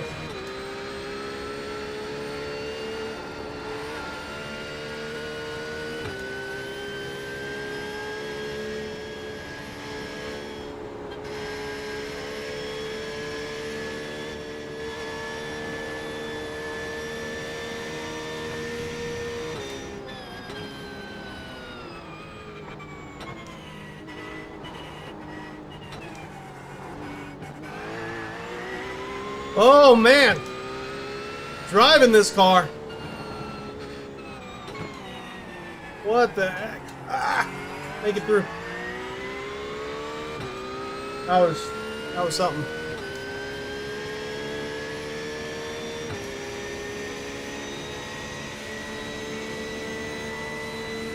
I got a lot of sweat kind of pooling up on my forehead right now.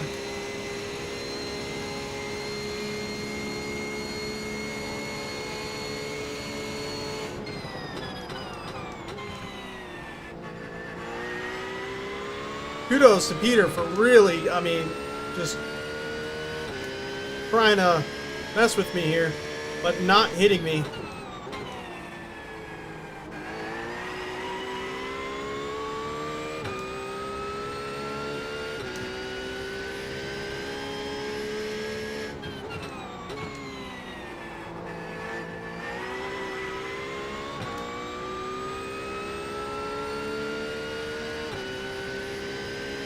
Yeah.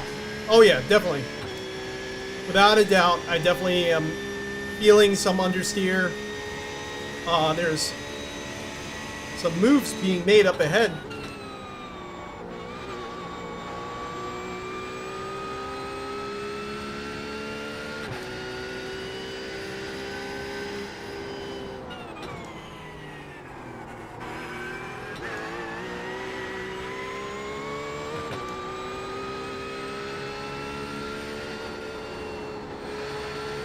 I'm having some understeer right there. 0.9.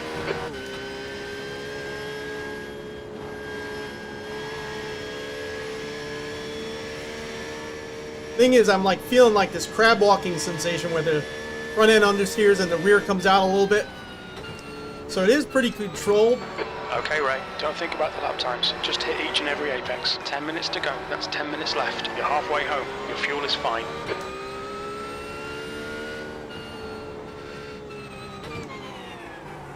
Turn, baby.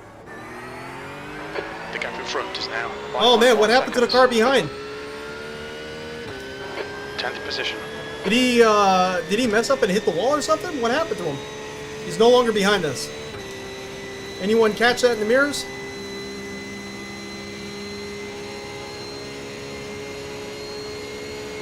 We'll have to see what happened.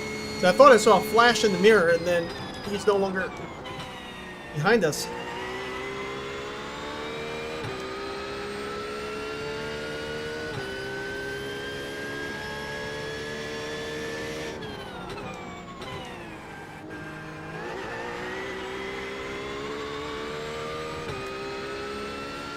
No, I don't have actuators in the rear except for traction loss. So 3 degrees of freedom. So I have 2 actuators in the front and 1 traction loss in the rear. And then the pivot point is under my seat. So the front goes up and down. I could sway, tilt. The only thing I can't feel is like surge effects and like lift and things like that, because I don't have actuators in the rear to lift the rear of the rig up. In order to do that, I would have to get all new actuators for all 4 corners that are capable of lifting the whole rig. These front actuators are literally just tilting my rig, but it's enough movement and motion that I feel like I'm going up and down. So like if I go over a jump or I feel like the car is hitting air, I can actually still feel that effect without the whole rig going up and down. Incident in the S's. We think it might be Rice. Yellow flag. Caution.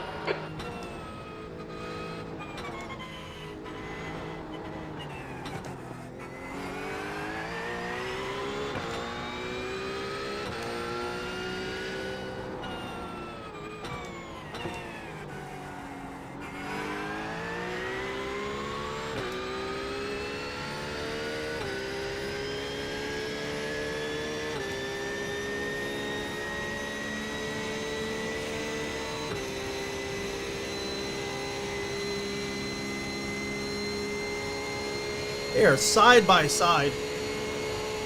Peter Van Zolen just disconnected. Something must have happened.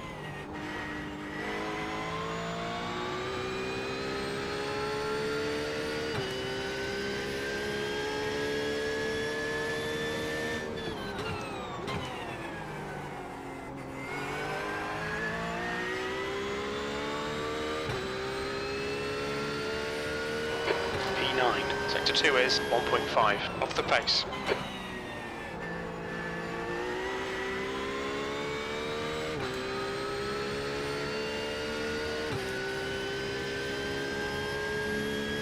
Yeah.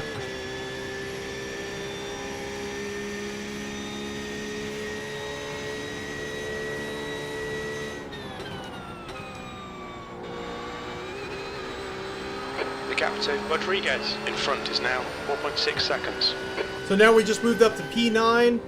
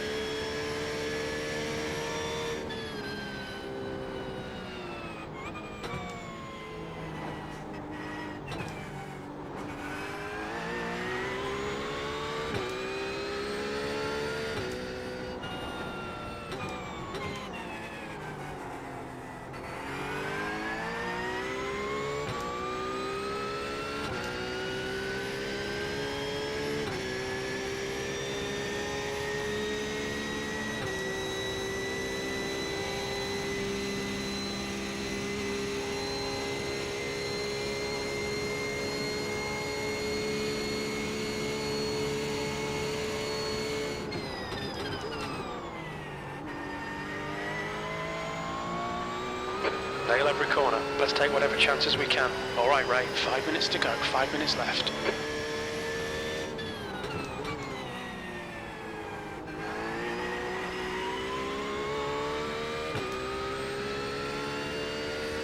Sector 1 is 1.1 seconds off the pace. Sector 2 is 2.1 seconds off the pace. Sector 3 is 0.4 off the pace. You've used half your fuel. Kind of feel like crew chief needs to maybe give a little bit more supportive information next time. Felt very negative.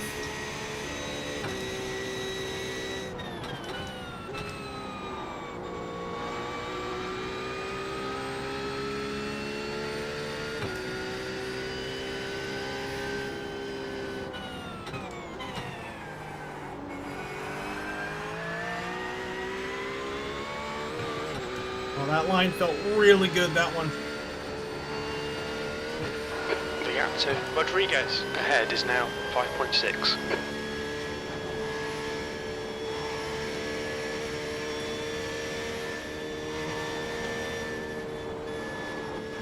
Oh, no, no, no, no! Don't hit Just had a nothing. warning for cutting the track. Don't hit nothing.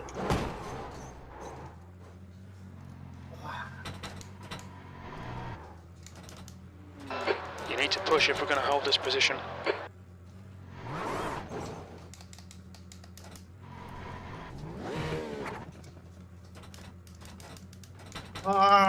Get out of the way.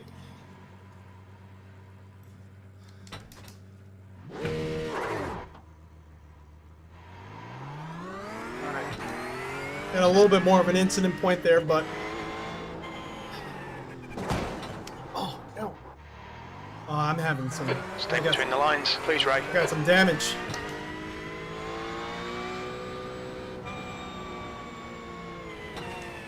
Hopefully they don't make me pit in.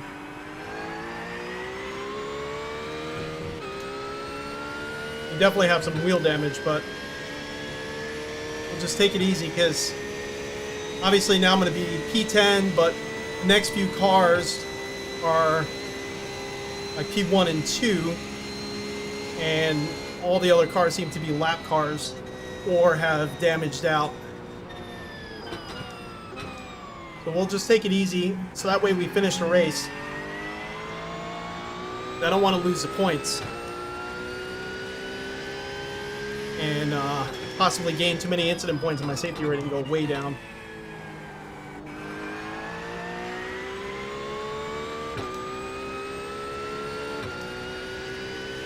Two minutes to go, 2 minutes. 10th position. No. So what happened at the top of the hill was tires. I pushed it too hard. I think that was probably the fastest I've been through that corner all race so far. And just kind of held the throttle down and burned the tires, causing me to slowly lose the rear end. I did move out quite a bit, so maybe there was a little bit of understeer there that kind of caused me to kind of go really wide. So that could have been it too, but I think the main root cause is just The leader's just done a 204.0. due to me not really running this race at all with this car, not really familiar with, because the car still feels really hooked up. It's just at the limit. Was not expecting it to kind of let loose the way it did.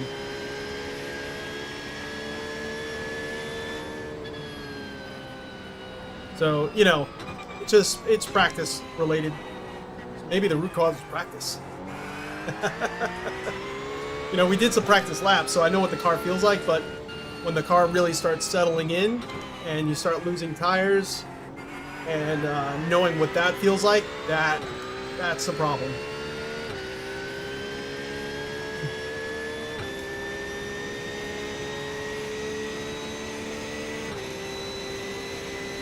Because in the steering wheel, I mean, the car just still feels really hooked up.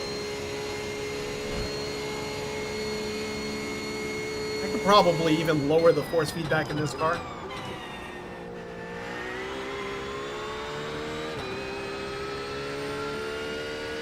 I am still getting a lot of little fine detail of the road texture, but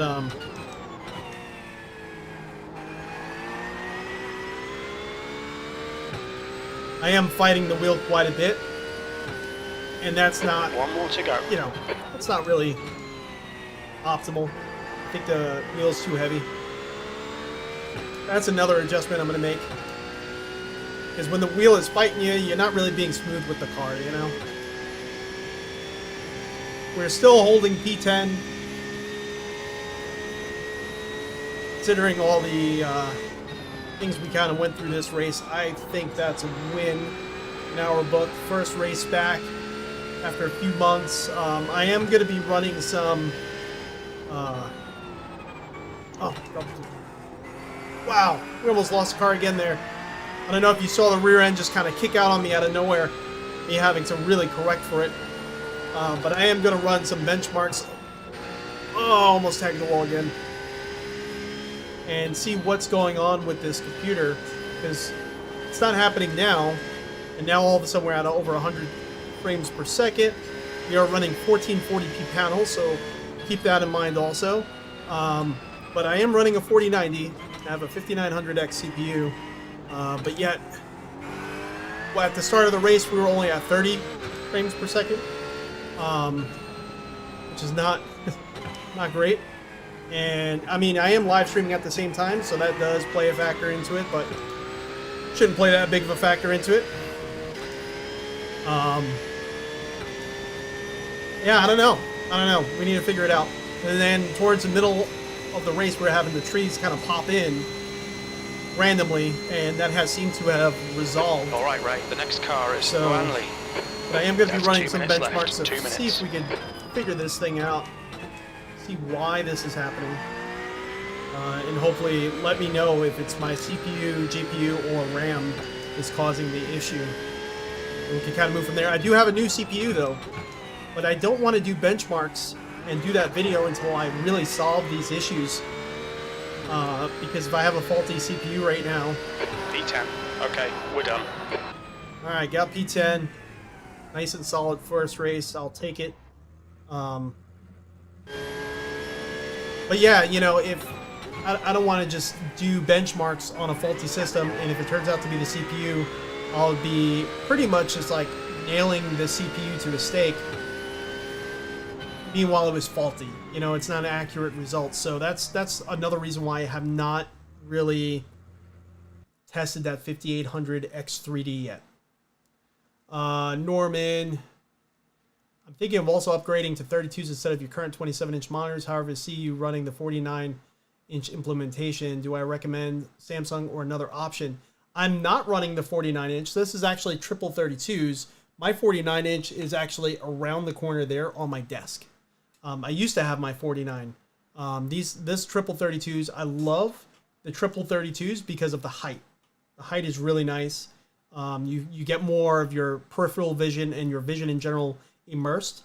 The 49-inch monitor from Samsung, as well as all the other ones in that aspect ratio, is 2.5 27s glued together. So you're missing essentially from having triple screens, a half of screen on each side here. So like if you cut that one there and that one there, no, I'm sorry. It is it 2? I thought it was a little bit more than 2. I think it's 2.5. So you're missing like a fourth of a screen, basically, right? And it's still, I mean, really immersive, really cool. I've raced that way for a really long time, and I love that screen. That's why I'm keeping it, and that's why I haven't sold it. But I heard Samsung is coming out with a 59-inch, and if that is the case, and the aspect ratio is the same, that would mean it would be like 2.5 32s. That could be a game changer, especially that their newer monitors have a really, I think it's 1000 R curve, which is a really steep curvature, which basically would mimic having triple screens like this, you know, whereas mine is, I think, an 1800 R curve, which is a really shallow curve. So you don't really get that wraparound effect as much as a 1000 R curve. But personally, I love Samsung. I think Samsung has done a great job with those panels. I know other companies make the same type of monitor as far as like the 21:9 aspect ratio, And from what I heard, and I don't know if this is really true, from what I heard, they are literally Samsung panels in another product. So if you could get one cheaper, definitely look at the reviews regarding it to see how they're implementing colors and things like that, because their processor may not be worth it. Make sure there's no ghosting on the panel from their processor not being really up to snuff. But I've always been a fan of Samsung with those monitors. I think they've been kind of the pioneer of those ultra-wide monitors, and their implementation of colors and HDR and stuff like that has been pretty good for monitors. Not world-class though for HDR, but monitor-wise, I love it. All right, so let's change this over to, let's go to the far chase, and this is kind of where I lose it right here. Yeah, no one bumped me. No one bumped me at all. I just kind of, I don't know. iRacing physics kind of got me. So I've never lost it there before in a race. Don't know exactly why. Can't really answer why that happened.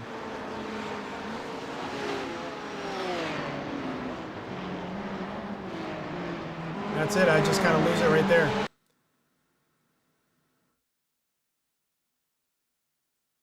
Yeah, let's look at it from the chopper. Maybe see. I mean, it could have just been the track conditions are different than what the practice was. Maybe the track was colder.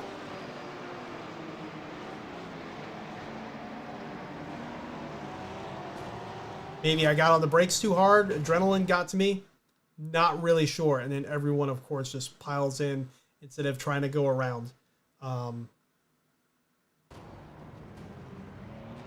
Poor guys. I kind of feel bad for them because they really got creamed in that whole incident. Oh my gosh. Jeez. Does no one have brake pedals? That's my question. There's no one. I think people are buying 2 pedal sets and it's a gas and clutch. They're not really buying gas and brake anymore. So, oh my gosh, they're just pushing right through each other. And then I'm not really sure. Here we go. Boom. That BMW just forgot that he has a brake pedal. Everyone should have had the yellow flag out. I don't know what was going on there.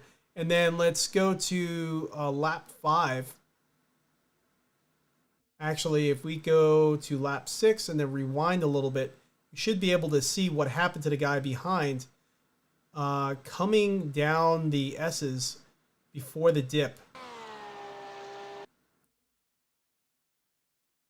So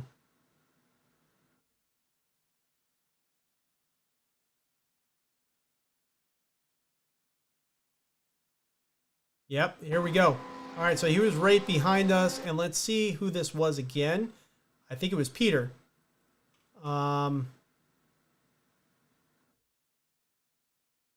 Yep, Peter Van Zolen. So he's right behind us going into that downhill S section. Let's get rid of this here.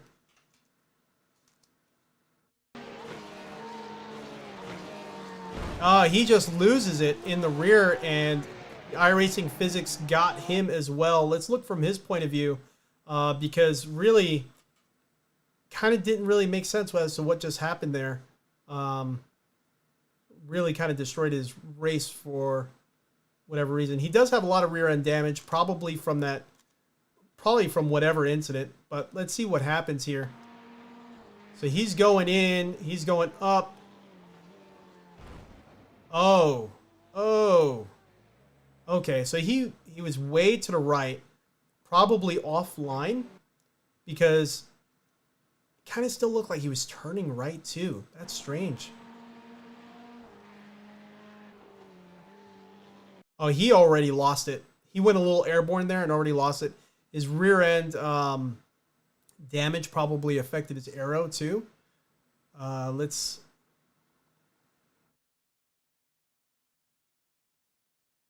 see if we could actually see it better from this point of view here.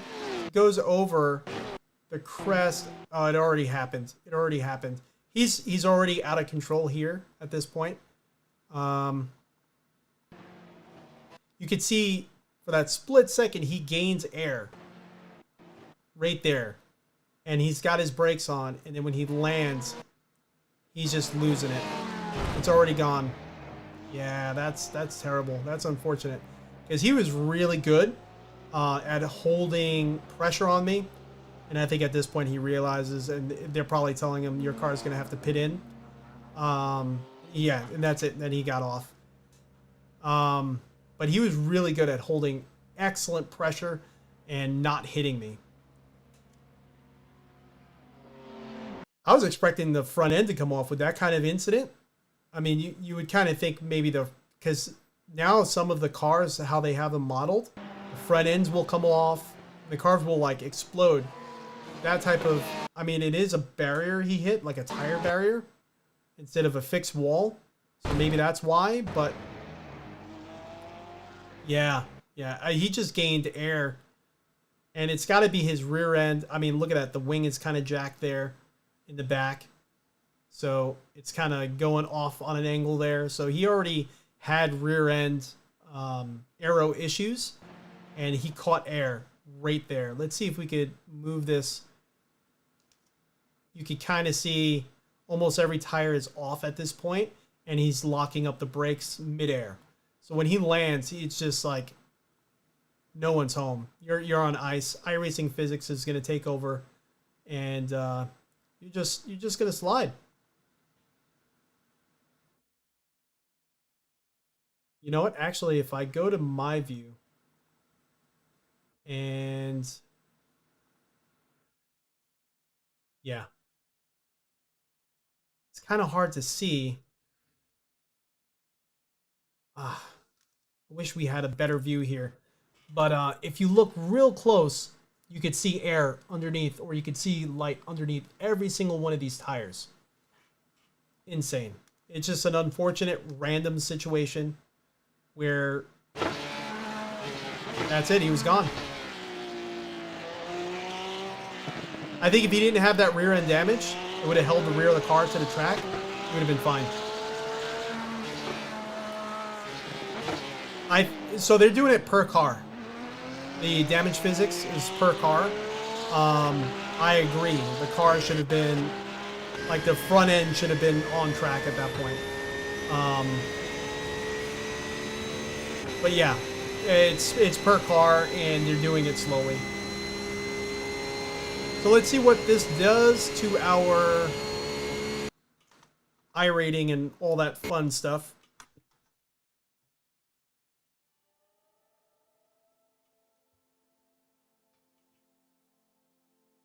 The results should be up by now because we were just hanging out on track. There was a lot of like crazy incidences. So we lost a little bit of safety rating, and that is unfortunate. That's something I didn't want to happen because we're going to be nearing the end of the season in only a few days. And I really wanted to get back to an A license, so I'm going to have to work on this over the next few days. So now we're at 2.76. I've gotten 15 points one race, one time.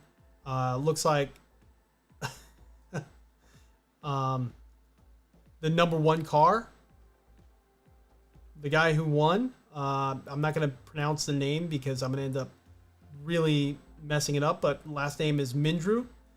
He started P1 and he finished P1. He was in the number 12 car. He had 0 incident points, and he got 0.82, almost a full incident point up, and he's at a 2.79 as well, just like us at this point. Or I'm at 2.76, he's at 2.79. So he was down in the ones.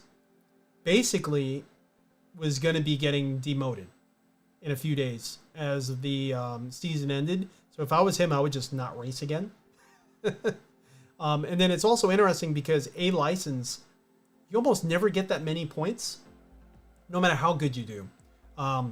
When you're the higher rank you go in iRacing, the harder it is to earn and basically keep the points you have.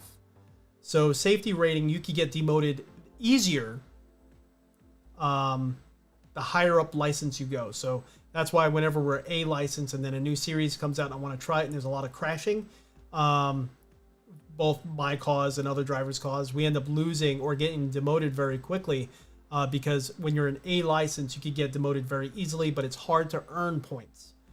B kind of goes the other way a little bit. It's a little bit easier than A to earn points, but still hard to maintain because you're a B license. You're not a C or a D or a rookie. Rookie, it's very easy to earn points, but very hard to lose points. So it kind of, does that whole balancing act. So I've never seen anyone get 0.82 in one race. He is very lucky. The next driver down is a B license person who started P3, finished P2, had 0 incident points, but only got 0.15. So you can see, I don't know, iRacing's things are kind of weird. There's an A license person who started P5, finished P5, had 1 incident point, and got 0.22 of a point. So I don't know why they received much more than a B license person who had 0 incident points. Could have just been the type of incidences they were around and avoided how close they were racing to other drivers. I think it takes into effect things like that. Who knows? Who knows? But it was definitely a very fun race, very sweat-inducing race. And everyone, thank you so much for joining in. I'm going to call it here. Definitely have a lot more computer work to do because we need to figure out what is going on here and why it basically took me 2 months to get this computer to this state where it's hanging off of the desk half on the floor where I normally have it sitting with the side panel off to just get it to run. And you saw the trees popping in and things like that. Meanwhile, we have a 4090. This should not be an issue. So everyone, I'm Crash. This is RTA Motorsports. Wish me luck. If you have any ideas regarding my system, again, I'm running the Asus Tuff motherboard, 5900X CPU, 32 gigs of RAM, and the NVIDIA RTX 4090. Maybe the issue all is my CPU, and I have a new CPU, and our issue gets fixed, or maybe the issue is my motherboard, which, I mean, I'm kind of feeling like it might be going that way, especially with how the computer just kept turning on and off like crazy earlier before I actually got the stream going. All right, everyone. Norman, thank you so much for joining in. Thank you for all of your support. Stiggy, thank you again, as well as joining in and letting me know kind of what's going on with your 3D printer and really kind of incentivizing me of finally getting my 3D printer out as well. But everyone, wish me luck. Hopefully we get this computer issue kind of set up and get these videos going out that I need to get going. All right, everyone. See you soon. Crash out.